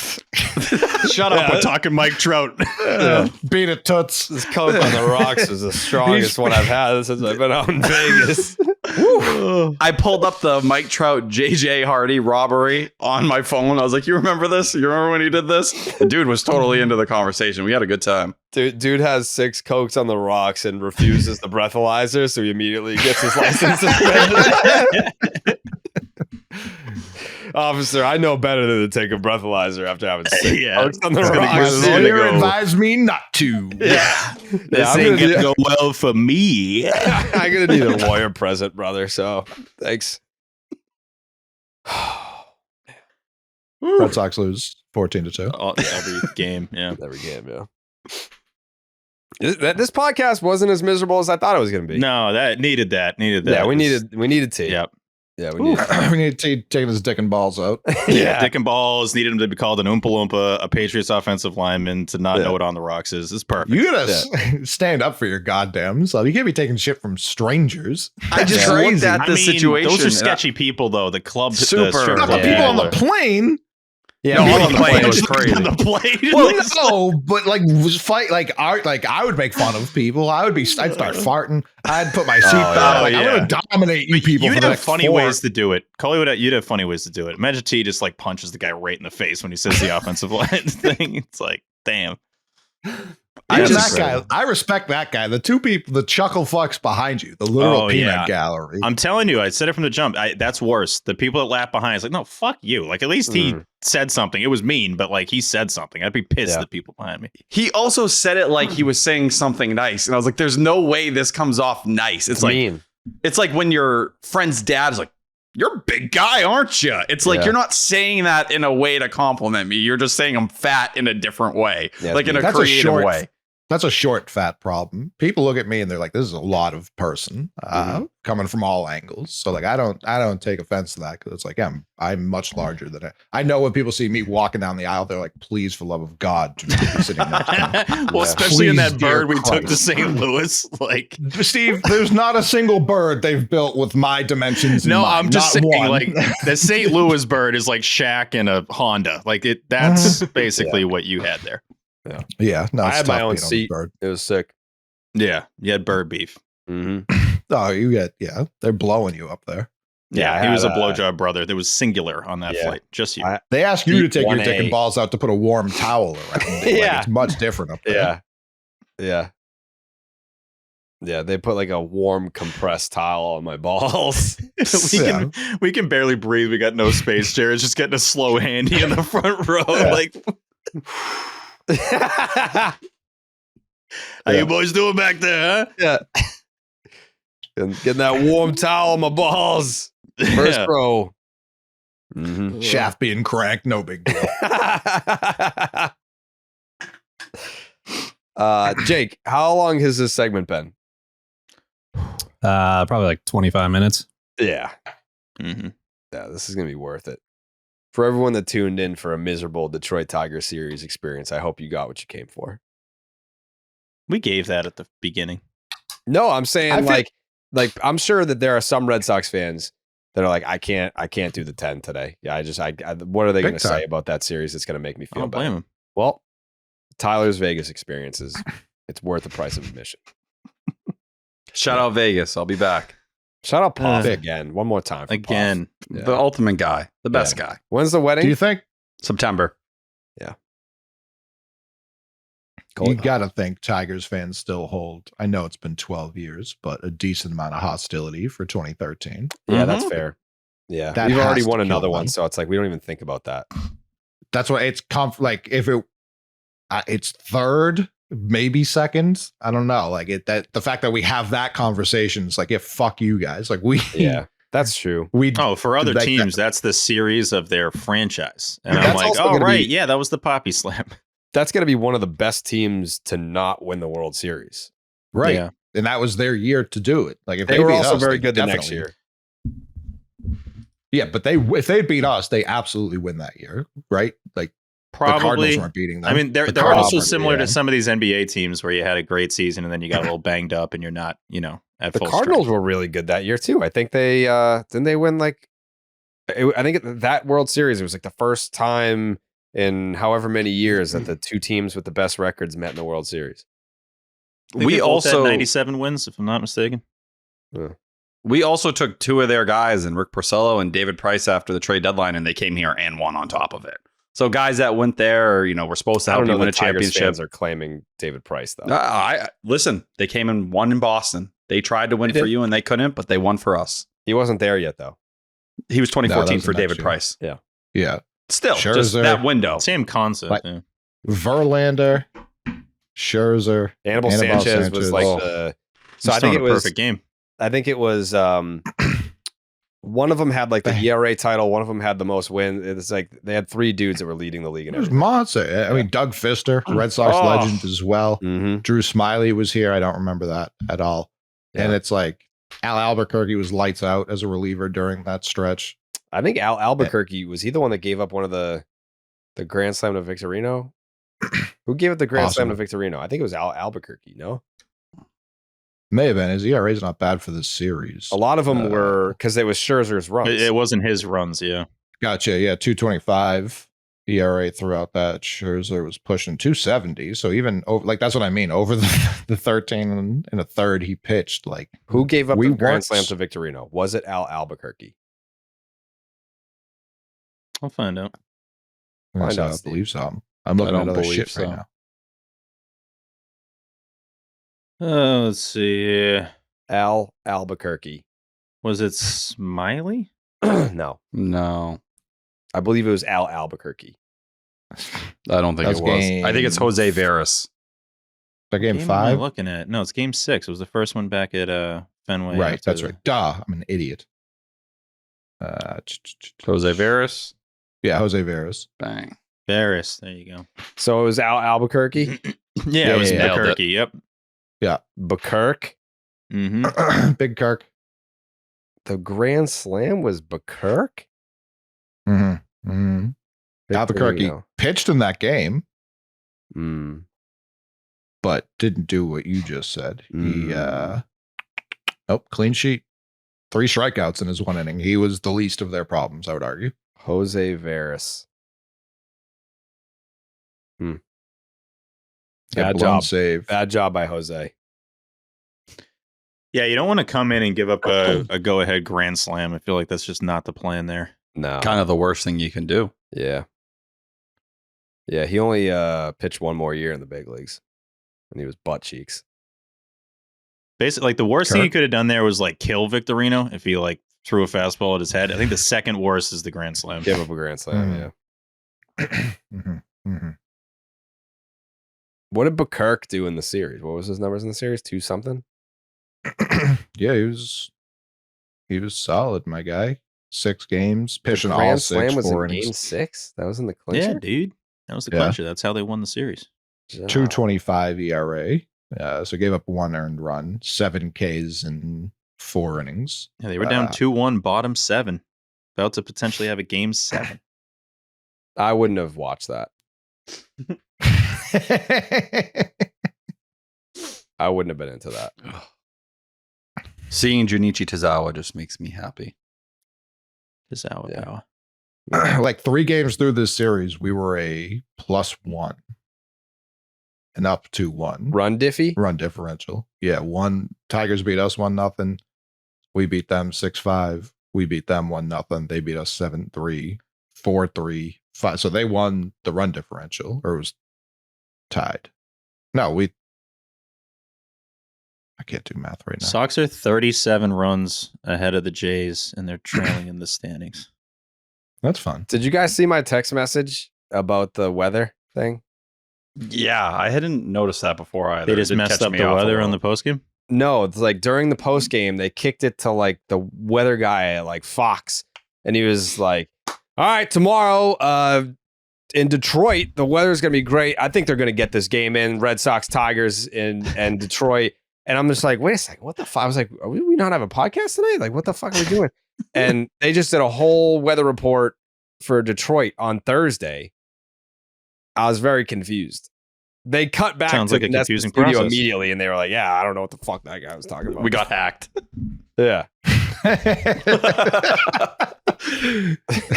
Well, because the Tigers are off tomorrow too. I don't know if that was just like saying Tigers versus the new team. They're off too. Classic weather brain fart, Steve. I'm sure you can relate. I would never do that. No. Not you. No, you're the best baseball weather guy that we've ever had. Mm-hmm. The best baseball weather guy in Section 10 history. That's what I am. Yeah. Mm-hmm. That's you. It is a crown you're gonna have to fight to keep, though. On Section 10 history. Actually, right. He's been on the show. Yeah, that is true. And if Marcelo comes up here and starts giving more detailed reports, Yeah, there will be conversations. Yeah. That's what I'm saying.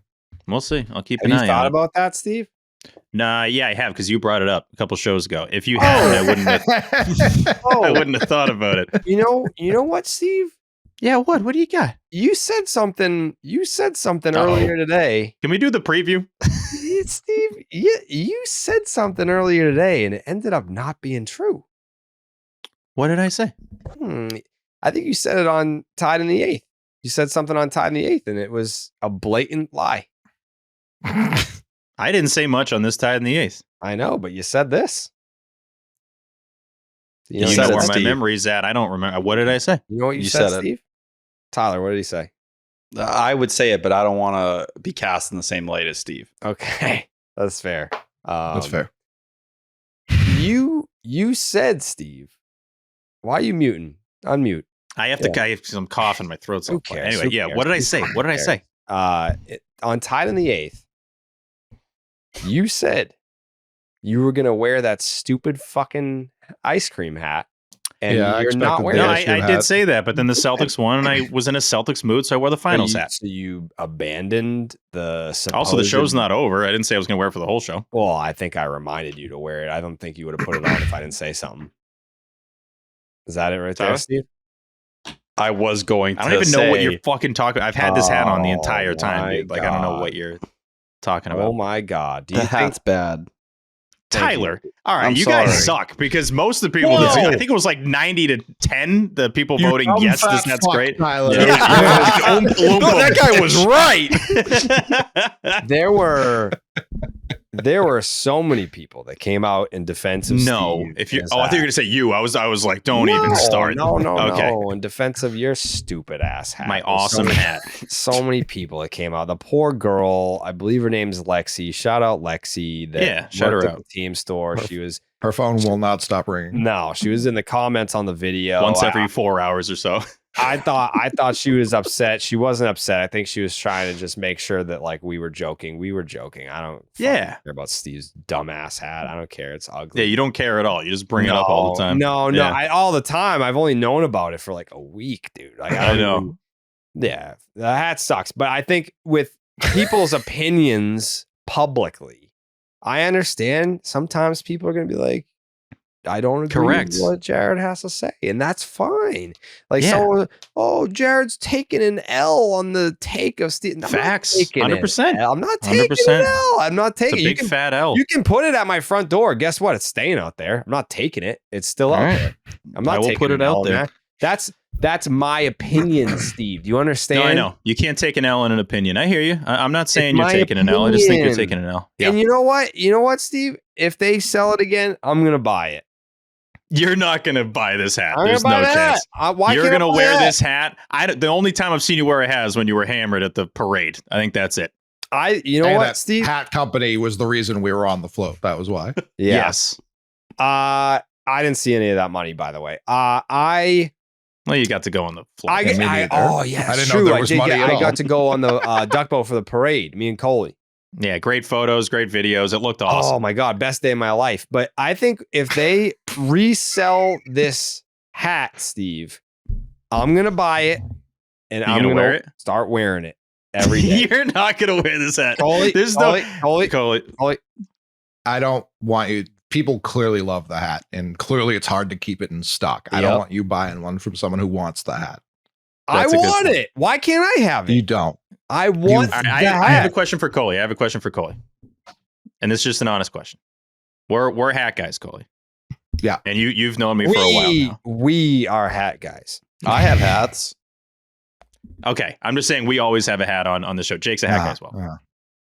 You've known me for a while. This is very much like a me hat, right? To have like an ice cream Red Sox helmet on a hat. Stop it. Yeah. creative hat, unique. Looks like a poop. No, it doesn't. It's ice cream with sprinkles. All right, it's one of my people- favorite things. Getting the ice cream and the Red Sox that were helmet. like, oh, you only hate it because Steve got attention from the hat. It's not. No. That's the not people's true names at are all. Coley. That's a terrible take. That's a terrible take. Who are you But throwing I out? say- Me? T. Oh, what is that hat? What is What that? the fuck, T? I grabbed my closest hat. That's a bat. Take it off. It, What no, is that? What this does is it a hat. say? This was for Lean Puff's in, T. bachelor Lean trip. in. Yeah, that moment's over. You'll never wear that hat again. Room squad. Room squad. Yeah, you're out of here, dude. That's what they called us. Who? From what I've been told, they called you fatty the whole time. They didn't call you. Yeah. Getting tossed for a hat's pretty tough. Yeah, I mean that hat's terrible. Dude puts a hat on, he just gets lodged. Terrible. Awful. Yeah, no, I hate it. That's. I'm not gonna comment on it. It's- I hate that hat more than I hate Steve. No, that hat was for a purpose. That purpose is long over. You'll never wear that hat again. It's over. Shout out Puff. It's over. Shut him out. It's over, T. I mean, this is forever. The Red Sox ice cream helmet is Red Sox a lifelong poop hat. thing. it's a It's Red a big Sox. time Steve. I mean, even the Stop. Celtics. It is. The Celtics hat you were wearing was just the Larry O'Brien trophy. Like, obviously it's a Celtics hat, but Yeah. it's kind of the same hat. Like, it's the same shape. That's a Same type custom of hat. hat. It's No, the it's 47 cleanup hat, which fits my big ass head. You know, I need these, dude. I need these in my life, and I feel comfy with it. It's a comfortable hat, and you're like, you know what, Steve, your hat sucks. All right, and that hurts me because we're good friends. I don't. We're so close. I We're was- going to the Red Sox game together as friends, I was right? there On when Friday. you bought the hat. I should have stopped you. You just like knock it out of my. You're not doing this, Yeah, dude. Like I mean, you can't have this. I was so It was the last excited one. about my Bobby Dahlbeck jersey that I didn't realize you bought the stupidest hat in the country. This is not. I can't believe this opinion. Yeah. Are you gonna wear it on Friday? Absolutely. Well, obviously now, yes, of course. I need to stand strong with this I can't hat. wait. People are gonna ask you for a picture, and you're gonna be like, "Look at my Mhm. fucking hat." It's gonna piss me off. In the pictures, I'm going to be pointing. Look at Yeah. this. I'm wearing the hat. Yep. Yeah. Any photos on Friday, I'm pointing at the hat. Just Will like you guys let me know. wear it? I don't know. Why? I don't know. Why? You think I got lice? You're gonna do no. You're gonna. Do, I bet you do something silly. I bet you might What do you something think silly. of- What silly things could I possibly do? I at don't your know. poop hat? I don't know. Huh? Coley, what should I Would do not- with that? I don't think I you should. wouldn't. I can't imagine another man wearing my hat. Like, it Why? just doesn't- Yeah, What I is don't really that? need. I don't really need that. It's not even a bad thing. Would you let me wear your hat, Steve? This hat, I'd let Yeah. you wear one of my hats, but not this hat. Why not? I'd let you wear a hat I had no intention of ever wearing again. Yeah, I have That's clean for- hair. that's everyone. I That's have no everyone. No, I don't bust. disagree with Coley here. No one needs to wear my hat. It's my You hat. I act don't like need to we're wear my hat. sharing like a water bottle or something. It's It's a not hat. even that. It's just No, it's I've my done that hat. thousands of times. You think with I people. don't That doesn't bother me shower, at all. dude? You think I don't shower? nothing to do. No, it's not about that. I'm sure What is people it listening be like, I'm about? not going to have someone else wearing my hat. That's crazy. Why? You guys forget what hats were made for in the first place. It was to Putting 'em protect you from on. the sun. Don't tell me what hats are about. I don't want to hear The it. first hat was to protect you from the sun. Nah, it wasn't. I think fucking They didn't even have the sun until like 1948, so I don't want to hear that. The first hat was 1949. No, they've been wearing those hats forever. The Big Brit would know that. They Yeah. had hats. They've been had hats. they've been had hats in the UK. When did I know hats that. start? 3200 BC. Yeah, see? Yeah, Right well around there. before the sun. That's all right, before so I'm sun. gonna wear the hat on Friday, I think. No. We're going to wear the hat. Well, you're not coming. I yeah. want to wear the hat, Steve. Let me wear it. I Do we don't even want you fit to in wear the the hat. seats? I don't want you to Why? wear They it. Why got- can't I wear the hat? What Coley just said, I agree with. It's not like it's a thing. It's my hat. I don't want you to wear my hat. It's my hat. All right, bring another hat. Come on. I'll bring another hat for you to wear. No, I want that hat. I know you do, and that's why you're not wearing it. You're not wearing the hat, Jerry. See, that's You're a- not. You're that's- also not a hat guy. Yes, I am. What if your No, dad you're asked to not. wear the hat? What? What if your Oh, dad my asked to wear the dad hat? asked? Yeah, he can wear that. What the fuck, dude? That Why was so can't you- really just to see your reaction to that. I Why- mean, my dad's not going to ask to wear the hat. He's not a huge hat guy either. All right, but I am, and I want to wear it, so I'm gonna wear it. You're not a big hat guy, Jerry. This That's reminded me bullshit. of when I was in 5th grade. There was this kid in my class, Mhm. and he was like, my mom said that I could come over your house, and I was like, well, I didn't fucking ask you to come over my house. this is reminding me of that, where it's like I'm just gonna wear the hat. No, I know you don't want me to, but I am. you're not wearing this hat. Who's going to stop me? You're not. I keep thinking T's like, I'm wearing this hat, dude. Coley left. He was so upset about this whole thing. I think that made Coley really uncomfortable, that last comment. Yeah. I think he's upset for that kid that wanted to come over to my house, and I said no.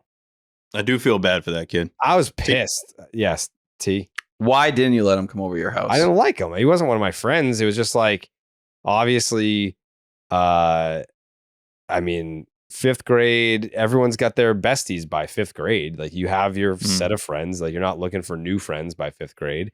And he was that like, true? That's a weird timeline. When you go 5th grade's early. I know, but like my best friends are still the ones that I had like in elementary school. But you're speaking for everyone there. I don't know if that's true. I think when you get to 6th grade, when you get to middle school, that's when you have, or at least this is how it was in Saugus. When you're in elementary school, there was like 5 elementary schools in Saugus. Then when you get to the middle school, it's all one. So everyone pours in. That's when you make new friends, is because there's new people available. I've already been with this group for 5 years. I've decided who I want to be friends with and who I don't want to be friends with. Then 6th grade, middle school, there's 5 elementary schools pulled into one. Now I can have new friends because there's new options. I didn't want to be slotted up on the friend market. Mm-hmm. Yeah. I definitely made new friends once I got to 6th grade. Shout out Puff. I met him in 6th grade. Shout out to fucking There you Puff. go. Yeah. I think middle school is a great time for friends, for friend building. Yeah. And good time sports-wise. That was my favorite time sports-wise, was middle school. It's because you're at your worst during those years. So when people see you, like, you struggle and try to become a human being, like, you bond over that. I feel like you have so much worse to go. I don't know that that's true with you. Yeah, I actually am declining over time. Yeah. Arguably, middle school was my peak. That was the end of my baseball career. That was my peak academically. I was definitely the smartest 6th through 8th grade. And then high school, I was like, I do not give a shit about any of this. I have a MySpace and I am going to write on there, and I don't need you guys anymore. I was right. School sucked. What a dumb thing. Mm-hmm. I would trade so much just to do that.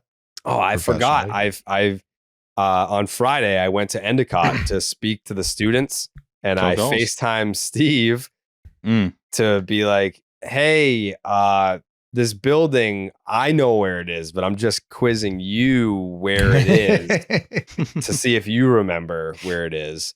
Shout out Janet Burt.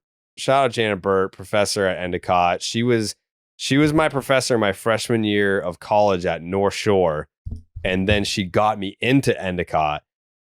She's a ride or die. I mean, we've kept in touch pretty much since I had her as a English teacher in 2007. And there were some 10 fans in the class that they were pumped that I was there. Yeah. The rest of them were like, who the fuck's this guy? Which is fine. I expected that, At that age, yeah. She did a TED Talk? Huh? No, not to my knowledge. Oh, no. I'm looking at another Janice Burt. Janet. Oh. Janet, JB. Yeah. My fault. Yep. Shout out Larry Bird. Shout out Larry Bird, dude. He did it. She looks like a sweet old lady. When I go to Stop and Shop, I can cross off everything that's on my list. Tactical move! Incoming! Stop and Shop. Look ahead. Get some respect. Stop and Shop.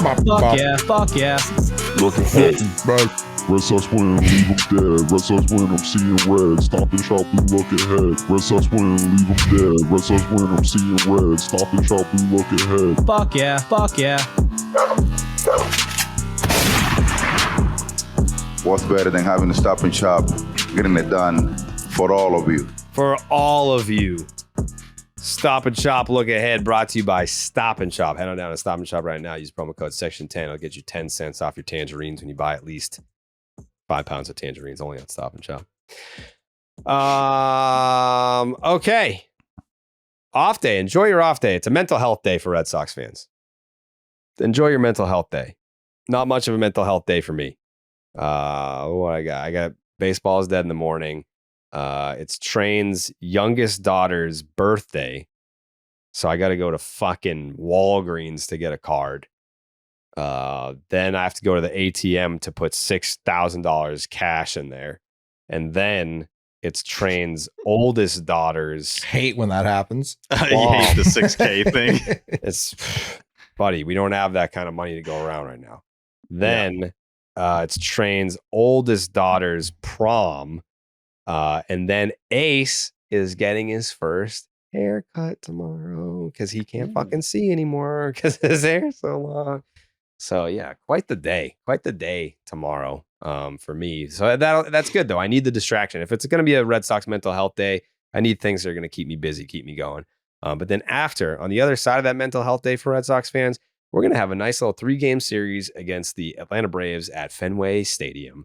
And on Friday, me and Steve and not Tyler and definitely Mikey Eamon are going to go to Fenway to watch the Sox. Actually, let me ask you this, Steve. What type of reaction do you think it's going to be when we go down there? What type of reaction? From, the uniformed personnel. Oh, right. Oh, there's someone that I know can't wait to see me. So I'm excited about that exchange. That'll be fun. I feel like at this point, he's probably moved on. Like, I don't think he's definitely going to hit you with the look who it is. Like, I guarantee you. Actually, that'd be a good guess. Like, what's the first thing that Jaren's going to Look who say? it is. Oh, it's normally Look who that. decided to show up. This fucking guy. Something like that. It's definitely not going to be like, fellas, good to see you. It's been a while. Hey. My buddies, what's up? No, it's definitely going to be something angry. Yeah, definitely. No, but it should be good. It'll be good to see some folks. It's been a while since I've been down on the field. I think it was the last game with Jake, the last game of last season. Yeah. That I don't even know I if guess- our press passes got approved yet, if we're being honest. Like, the Red Sox new thing is I'll apply for a press pass, and then it used to be it would just apply for it, and then within like an hour it'd be like approved. And now it's like apply, and then it's like, what do you want these for? Like, I don't know. I want to go to the fucking game. Oh, why do you want to go to the game? You guys do anything? No, like, we don't have anything. What's your angle, Jared? Yeah. What's going on here? You trying to pull up the puck. What are you doing? Yeah, it's very like what? Like it's me, guys. It's just me. It's just Jerry. Jerry's super fan. Jerry here. Jerry super fan. Yeah, I'm here to watch the Sox, brother. I just want to see the team. I want to root on the local 9. That's why I'm here. You guys know why I'm here. Local 9. Yeah, you guys know why I'm here. What's all the questions for? Come on. It never used to be that way. Now we get asked these questions. I'm like, what the fuck?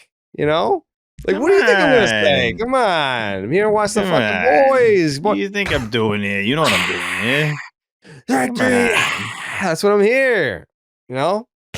So I don't know. Like, I'm gonna show up and hope that the press passes are there. I don't know. I usually you get the email where it's like, oh, you've been approved. I haven't gotten those. So for all the people that are like, you won't criticize the team because they'll pull your access and press pass. That's why you suck their dicks. Maybe you're right. Maybe they did. I think they nailed it. Yeah, I don't know. I hope they let us in. I just want to watch the game. That's all. Say hello. To watch the local 9. Yeah, just want to watch Catch the old local 9. Yep. Good day at the ball yard. But yeah, I'm looking forward to that. Going there on Friday, maybe they let us in. Saturday, maybe they let us in. Hoping for it. But it is a 3-game set against the Atlanta Braves, and boy, are we in for a treat, Steven. We're in for a treat, Steven, because Friday night, that's Garrett Crochet versus Chris Sale. Oh, yeah. Woo! Yeah, what a matchup. Probably the matchup of the year. So far, yeah. Yeah. Matchup of the year. I like that. It's the first time ever that a team faces the Cy Young winners back-to-back, I Shout out believe. to downtown Ian Brown for having that stat, by the way. He loves the Celtics. So he's big C's guy. Pissed off that he's at Fenway watching the Sox when he wants to be watching them Celtics. I'm sure he's probably got a 2-screen experience going on. He don't miss. Yeah. Downtown Ian Brown loves him some Celtics basketball. So shout out to Ian Brown who had that stat. Lucas Giolito in game 2 on Saturday versus Grant Holmes. This is a 7:15 game on Fox for everyone, all the 162 guys, girls, and gays who are like, it's Saturday. Thought the game was going to be at 4. It's at 7:15 because it's on Fox. Then in the finale, this was supposed to be Tanner Houck's start versus Spencer Schwellenbach. And it's not going to be Tanner Houck, is it, T? No, it's not. It's going to No. be Brian Bayo Brian Bayo, who's on regular rest because of the off day. because of the off day. Bayo. Bayo. Bayo. He's getting the start on Sunday against Spencer Schwellenbach. People don't like when I do that. People don't like when I'm not making fun of someone's last name. I'm adding some flavor to it. And every time I do that, they shove it right up our ass. Every time. So I'm going to stop saying Schwellenbach. I'm going to stop saying it. I That's the love last Spencer time. Schwellenbach. He's fucking incredible. Yeah, I he's love good pitcher, Spencer good pitcher, Schwellenbach. good pitcher. Just if Schwellenbach pitches really well on Sunday, it's not because I said his name funny. That's ironclad concrete. Mm-hmm. Garrett Crochet, 4-2, a 193 ERA, a 107 whip, and a 10.4 strikeouts per nine. This is going to be a great matchup. Friday Night Lights. After his last start, Crochet now has 4 starts of 7+ innings pitched and 2 earned runs or less. In 2024, he only had 3 such outings during the whole season. Had a slow start to the season with strikeouts averaging 8.2 per 9 in his first 3 starts. His past 6 starts, he's averaged 11.6 per 9. Love that. Crochet has been and always will be a fastball first guy, but his other pitches have been unreal this year. The sweeper and changeup have hitters a combined 1 for 35 with 20 strikeouts. The sweeper, 45% whiff rate, and the changeup, 50% whiff rate. The Red Sox are 6-3 when he starts because they're not particularly good this year. And 1-3 at home when Crochet pitches. That's fucking weird. I don't like that. I don't like that at all. Chris Sale, he's 1-3, but it's a 3.07 ERA. It's a 141 whip and a 12.1 strikeouts per 9. In 2024, Sale led all of baseball in ERA, FIP, ERA plus, home runs per 9, and strikeouts per 9. He has regressed on all of those categories in 2025. Sale allowed 9 home runs in all of last year in 177 2/3 innings pitched. He's already allowed 5 in 47 2/3 innings. The biggest issue for Sale this year has been contact. He is allowing 3.1 hits per 9 more this year. The 10.2 hits per 9 is the highest of his career. The slider is about the only thing working for him this year. Slider, 176 batting average against, 43% whiff rate. The 4-seam, 366 batting average against, 25% whiff rate. Changeup, 480 batting average against, 21% whiff rate. All that being said, he has found it his last 4 starts. A 185 ERA, a 199 FIP, and a 648 OPS. The Braves are 4-5 when he starts, but that's mostly because they have had a very disappointing start to their season as well, including the Red Sox. Lucas Giolito, 1-1. With a 5.51 ERA, a 129 whip, and a 7.7 strikeouts per 9. He brought the slider and the curveball back, T. He brought him back. Slider, 22% usage. Hitters were 1 for 3 with a single, a strikeout, and a 50% whiff rate. The curveball, 10% usage. Hitters were 0 for 1 with a 25% whiff rate. Their effectiveness is not the full point, as they are needed to keep people off balance. This led to 6 2/3, 2 hits, 1 earned, 1 walk, 5 strikeouts. The 9 whiffs were also a season high for Giolito. His fastball was also at 94. That's 0.7 miles per hour faster than the first outing and 2.4 miles per hour faster than start number 2. No home runs in his last 2 starts and only 2 walks. Great sign for Giolito. Grant Holmes, 2-3, a 4.14 ERA and a 118 whip and an 8.7 strikeouts per 9. He loves walking people, loves giving up home runs. That's great. We love to see that. 9 home runs in 45 1/3 innings pitched and a 4.1 walks per 9. 7 of his home runs have come in the past 4 starts.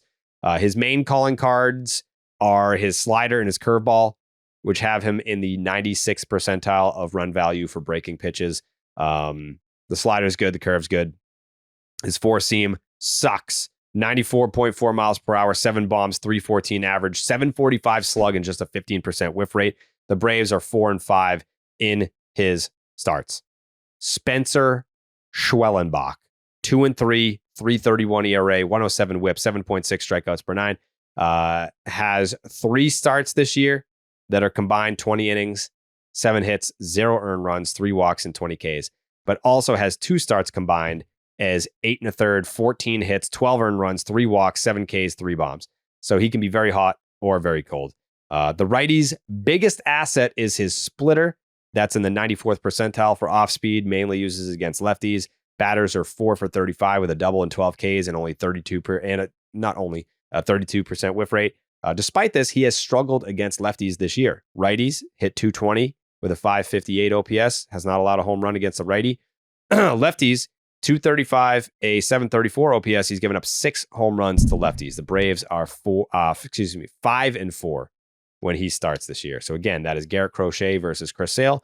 That is Lucas Giolito versus Grant Holmes. And that is Brian Bayo versus Spencer Schwellenbach. Prediction time. I will start with Tyler Milliken.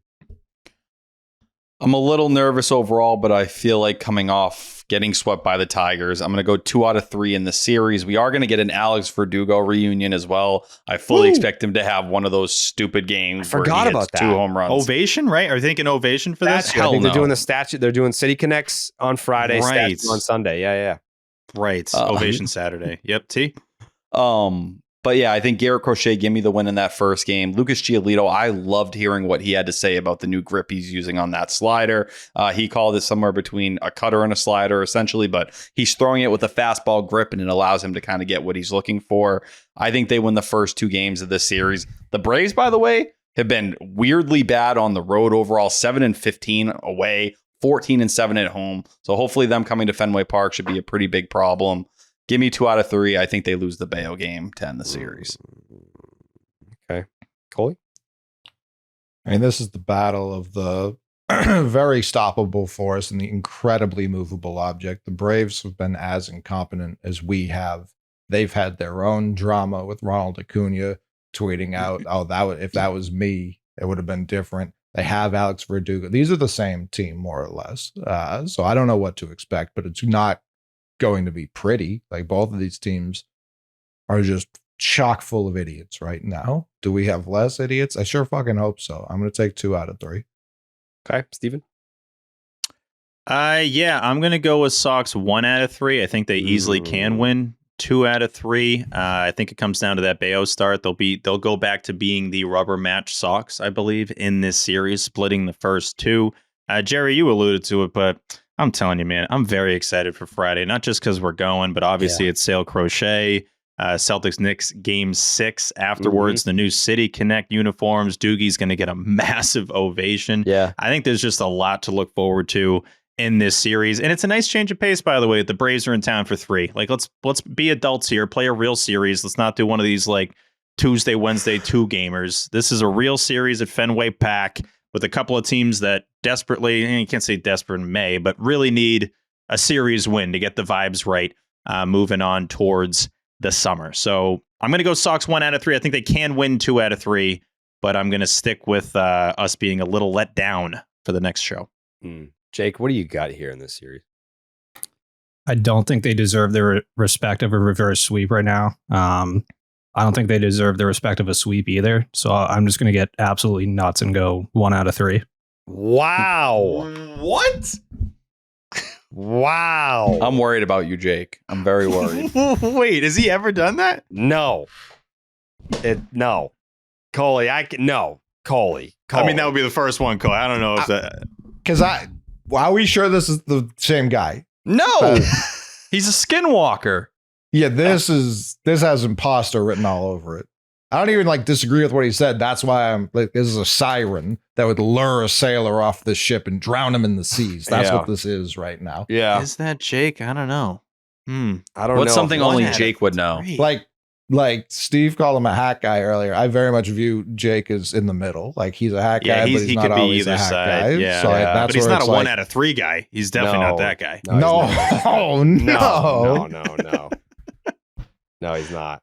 Wow. Jake, say something Jake would say. Oh, you know what? He didn't even say fuck yeah. He didn't. You're right. Wait, this is not Jake. That's not Jake. And there was the big... Listen, before the show. Who is that? Who is this guy right here? There was a lot of hesitation. Fuck yeah at the beginning of the show. Who is his that? name Cake or something? What's this guy's name? Very nervous. What Very the nervous. fuck is going on. Where's Mikey? We need Mikey in. Mikey, is this guy deep at Fenway? Yes or no? Let us know. Imagine Mikey hops on. He's like, dude, Jake's been asleep since 9. Wow. Yeah, I'm 1 out of 3. out. That's one of the craziest things I've ever heard.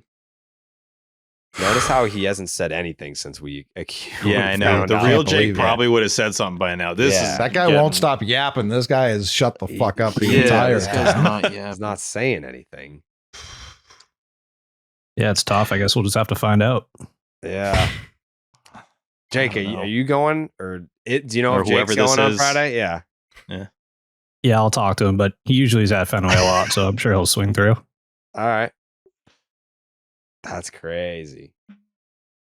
Yeah, I guess we gotta text Jake to get his pick because I don't know what the fuck that guy's talking about.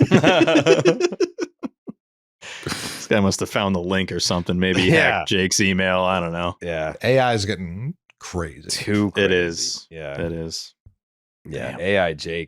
AI Jake didn't do his homework. Like, if you're gonna try if you're gonna try and pretend to be Jake, like you did the things that Jake doesn't do. That is very AI thing to be like. Jake would say 1 out of 3. Like, shut up, dude. Like, fucking Jake GBT over here. got it wrong. Yeah.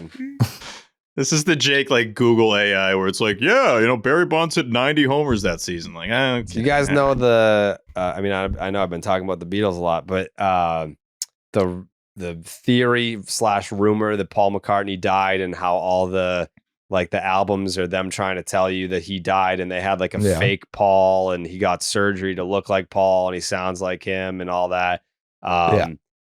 Jake's been like very off the pod, tied in the 8th, and then this guy shows up just saying crazy shit. Like, what is this guy? Like, what if Jake is just in Egypt now with his pyramids? He's never coming back, and now we have a fake Jake. I don't even see. It's funny you say like, "What if we have a fake Jake?" I think it's pretty clear we have a fake Jake. It's just about Jake. Like, where's the real one is the problem. Yeah, well, he's in Egypt. Okay, hopefully. I mean, I don't have any Jake insider home. knowledge on this. I don't know. Just doing pyramid stuff. What's he doing out there? Well, I think he got his tip wet with the pyramid that he bought, and now he's like, oh, now I need to have more pyramids. But so I think he's just like looking / making offers / Hey, he has the funds to move. He can go wherever he wants. We know that. Right. The thing with the pyramid, there's like so much mythological shit that can happen inside there. You like, think the who's to aliens say? got him? I'm thinking a mummy came back to life, switched faces with Jake, and pyramids are cursed. I'm sure. Like if they got all sorts of stuff going on in there. Like if you bought a pyramid and you own it and you can go into the crevices that they don't tell like you not that. to go They in. don't like being owned. First of all, exactly. That's another thing too. Is there's probably some ancient mummy curse that Jake inadvertently unlocked, and now we have fake Jake. I mean, the Reddit conspiracies are going to be awesome tomorrow. Yeah, I mean, it's true. There's gonna be a whole cake. Yeah, cake. Classic cake. Yeah, that's such a cake thing to say. Yeah. I don't know, man. Like, I wanted to enjoy the game with Steve on Friday. Now everyone's gonna be like, "What happened to Jake? Like, what the fuck?" The thing that sucks is before we got on here, I was talking to Cake, and he said he's like probably coming to the game. So now we're gonna be with the fake Jake. Oh yeah, at the game on Friday. That's gonna be a little odd. That's gonna be weird. Yeah, Coley, we'll know. We'll be able to tell. Can a person pass on a fake, or excuse me, can a person pass on an ancient mummy curse? Like, can they weaponize the curse? Oh, for sure. Oh Jesus. Oh Lord Jesus. Do we even want to go to the game now, Steve? Probably not. I'm fine just staying home. I don't want an ancient mummy curse. No. It's not what we needed right now. It's like the last thing we need. What if he puts it on the team, Tyler? I'd take one. Okay. It can't get any worse. No, it can't. Maybe it'll unlock Do you something for understand what ancient mummy curses are all about? Maybe I'll get powers or something. You won't. Look at what fucking Cake just did. It looks like he's opened new pathways in his mind. Yeah, he's saying shit that like Jake wouldn't Like, say. get a load of cake Yasi over here, just saying stupid Cake shit. looks great, man. Cake, I fuck with you. I don't. T would befriend the ancient mummy curse fake Jake. Yeah. You guys are going to regret not doing that, okay? I mean, you are exactly the type of guy that the ancient mummy curse is looking for. Someone that's like, oh, I'm not going to question anything. Sure, I'll hang out with you. Yeah, Next this thing you sounds know, boom. awesome. Yeah, mummy curse. Just trying to be a good guy. Well, that has consequences sometimes. I'm willing to take him. Well, good luck with that. I'm going sweep for the Braves. If we can't get press passes, if we can't get press passes, we're gonna have to use a Game Time app. Yeah. Yeah, because Game Time makes getting tickets even faster and easier. Prices on the Game Time app actually go down the closer that it gets the first pitch. They have killer last minute deals, views from your seat, and their lowest price guarantee. I mean, I figure if we don't get the press passes, we should kind of like splurge on some nice seats, some seats that our friend Jake that we used to have. Jake normally has the good ones. Cake, who the hell knows where Cake He sits? loves sitting close. I don't know where Cake sits, but Jake usually he likes to sit close. So would you be down to do something like that? Yeah, that sounds great. I mean, with the Game Time app, you can get the best deals. That's right. And we can get it last minute. So we're probably going to wait right before the game starts to see what opens up. But last minute deals, you can save up to 60% off buying last minute tickets for sports, concerts, comedy, theater, and more. Save even more when you choose a section and you let Game Time choose the seats for you. Know your total upfront with no surprise fees at checkout. Get a panoramic view from your seat in the app before you buy. The lowest price guarantee or Game Time will credit you 110% of the difference. Your purchase is also covered with the most flexible customer service policy in the ticketing industry today. Take the guesswork out of buying tickets with Game Time. Download the Game Time app, create an account, use the promo code SECTION10 for $20 off your first purchase. Terms apply. Again, create an account, use the promo code SECTION10, SECTION10 for $20 off. Download the Game Time app today. Last minute tickets, lowest price, guaranteed. Steve, what time is it? Game time. It's also weather time. Mm-hmm. When I look ahead and you wind up dead, if you don't listen to what Steve says, even then you might still wind up dead. Caught in a tornado, get smoked by your neighbor's shed. When I look ahead, when I look ahead, Billy's gummy bears. Chew 'em with your mouth. Weather look ahead, brought to you by Billy's Gummy Bears. Chew them with your mouth. You chew them with your mouth. The Red Sox come home to Fenway Park to take on the Atlanta Braves in a 3-game set. And will they need the roof? Game 1, Friday, 7:10 p.m. Eastern, first pitch, 69 degrees. Nothing. Mostly No, cloudy. I'm not a fucking child, dude. I'm not immature. Mostly cloudy, 8% chance of rain, 9-mile-an-hour winds blowing out to right. So maybe a busy night for one Willier Abreu. Game 2. The only lefty. Oh, no. Excuse. All right. Whatever. Fuck you. He was so ready to cook me for that one, too. This idiot. This stupid moron. Talking about in the field there. Hey, hopefully not. It's Garrett Crochet. So hopefully there's not a lot of traffic on the base paths. Game 2, Saturday, 7:15 p.m. Eastern, first pitch. Don't worry, Jerry, you don't have to play it. 66 degrees, isolated thunderstorms, 34% chance of rain. That percentage of rain stays the same throughout the game, so keep an eye out for that on the Fox game on Saturday between the Red Sox and Braves. 8-mile-an-hour winds blowing in from center field. Series finale, Bayo on the bump. Game 3, Sunday, 1:35 p.m. Eastern, first pitch, 68 degrees. Nope, partly cloudy, 24% chance of rain, but should be fine. 14-mile-an-hour winds, though, blowing from center to the monster. So hopefully we can push those out to the monster and have some ding-dongs and not off of Bayo. Well, maybe he gives up his one homer, and hopefully we hit more than one. Good weather for 2 of the 3 games as the formerly named Boston Braves come to town for 3 games at Fenway Park. That is your weather look ahead, brought to you by Billy's Gummy Bears. You chew them with your mouth. All right. T, you got any final thoughts today? Any breaking news about players getting called up? Well, actually, since you brought it up yourself, shout out Brandon Clark and Peyton Tolley. 94 and 96 on Baseball America's Top 100. Hell, while we're sitting here, the other guy I brought up when I got suspended the last time, Franklin Arias, number 68 prospect in the sport.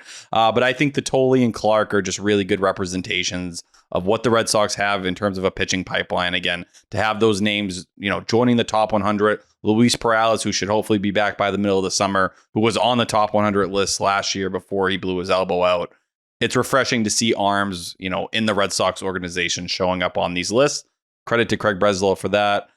Hopefully we can see some better, results at the major league level in terms of some of that pitching talent, but at the minor league level, things seem to be going really well right now.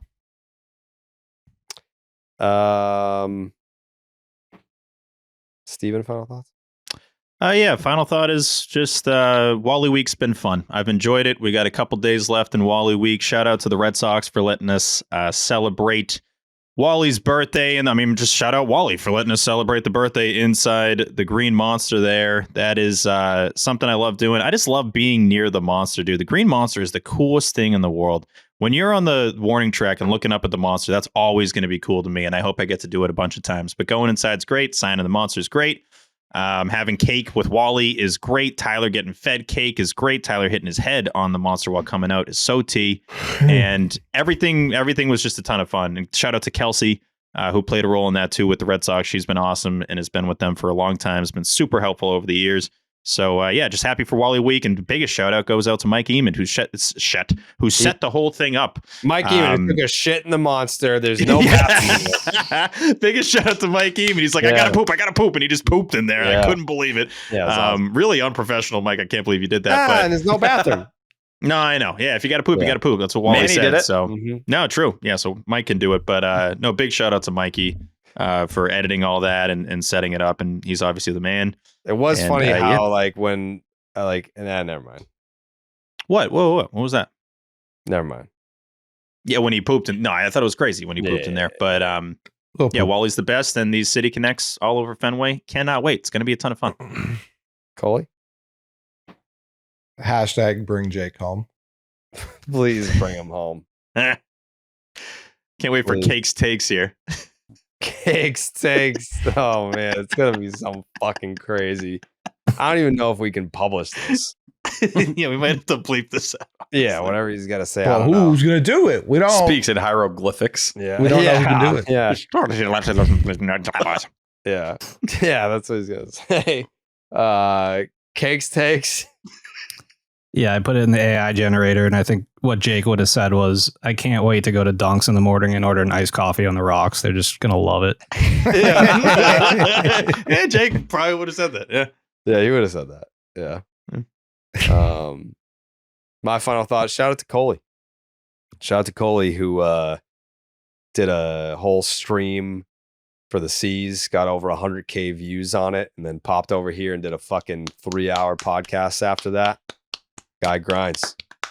Double stream.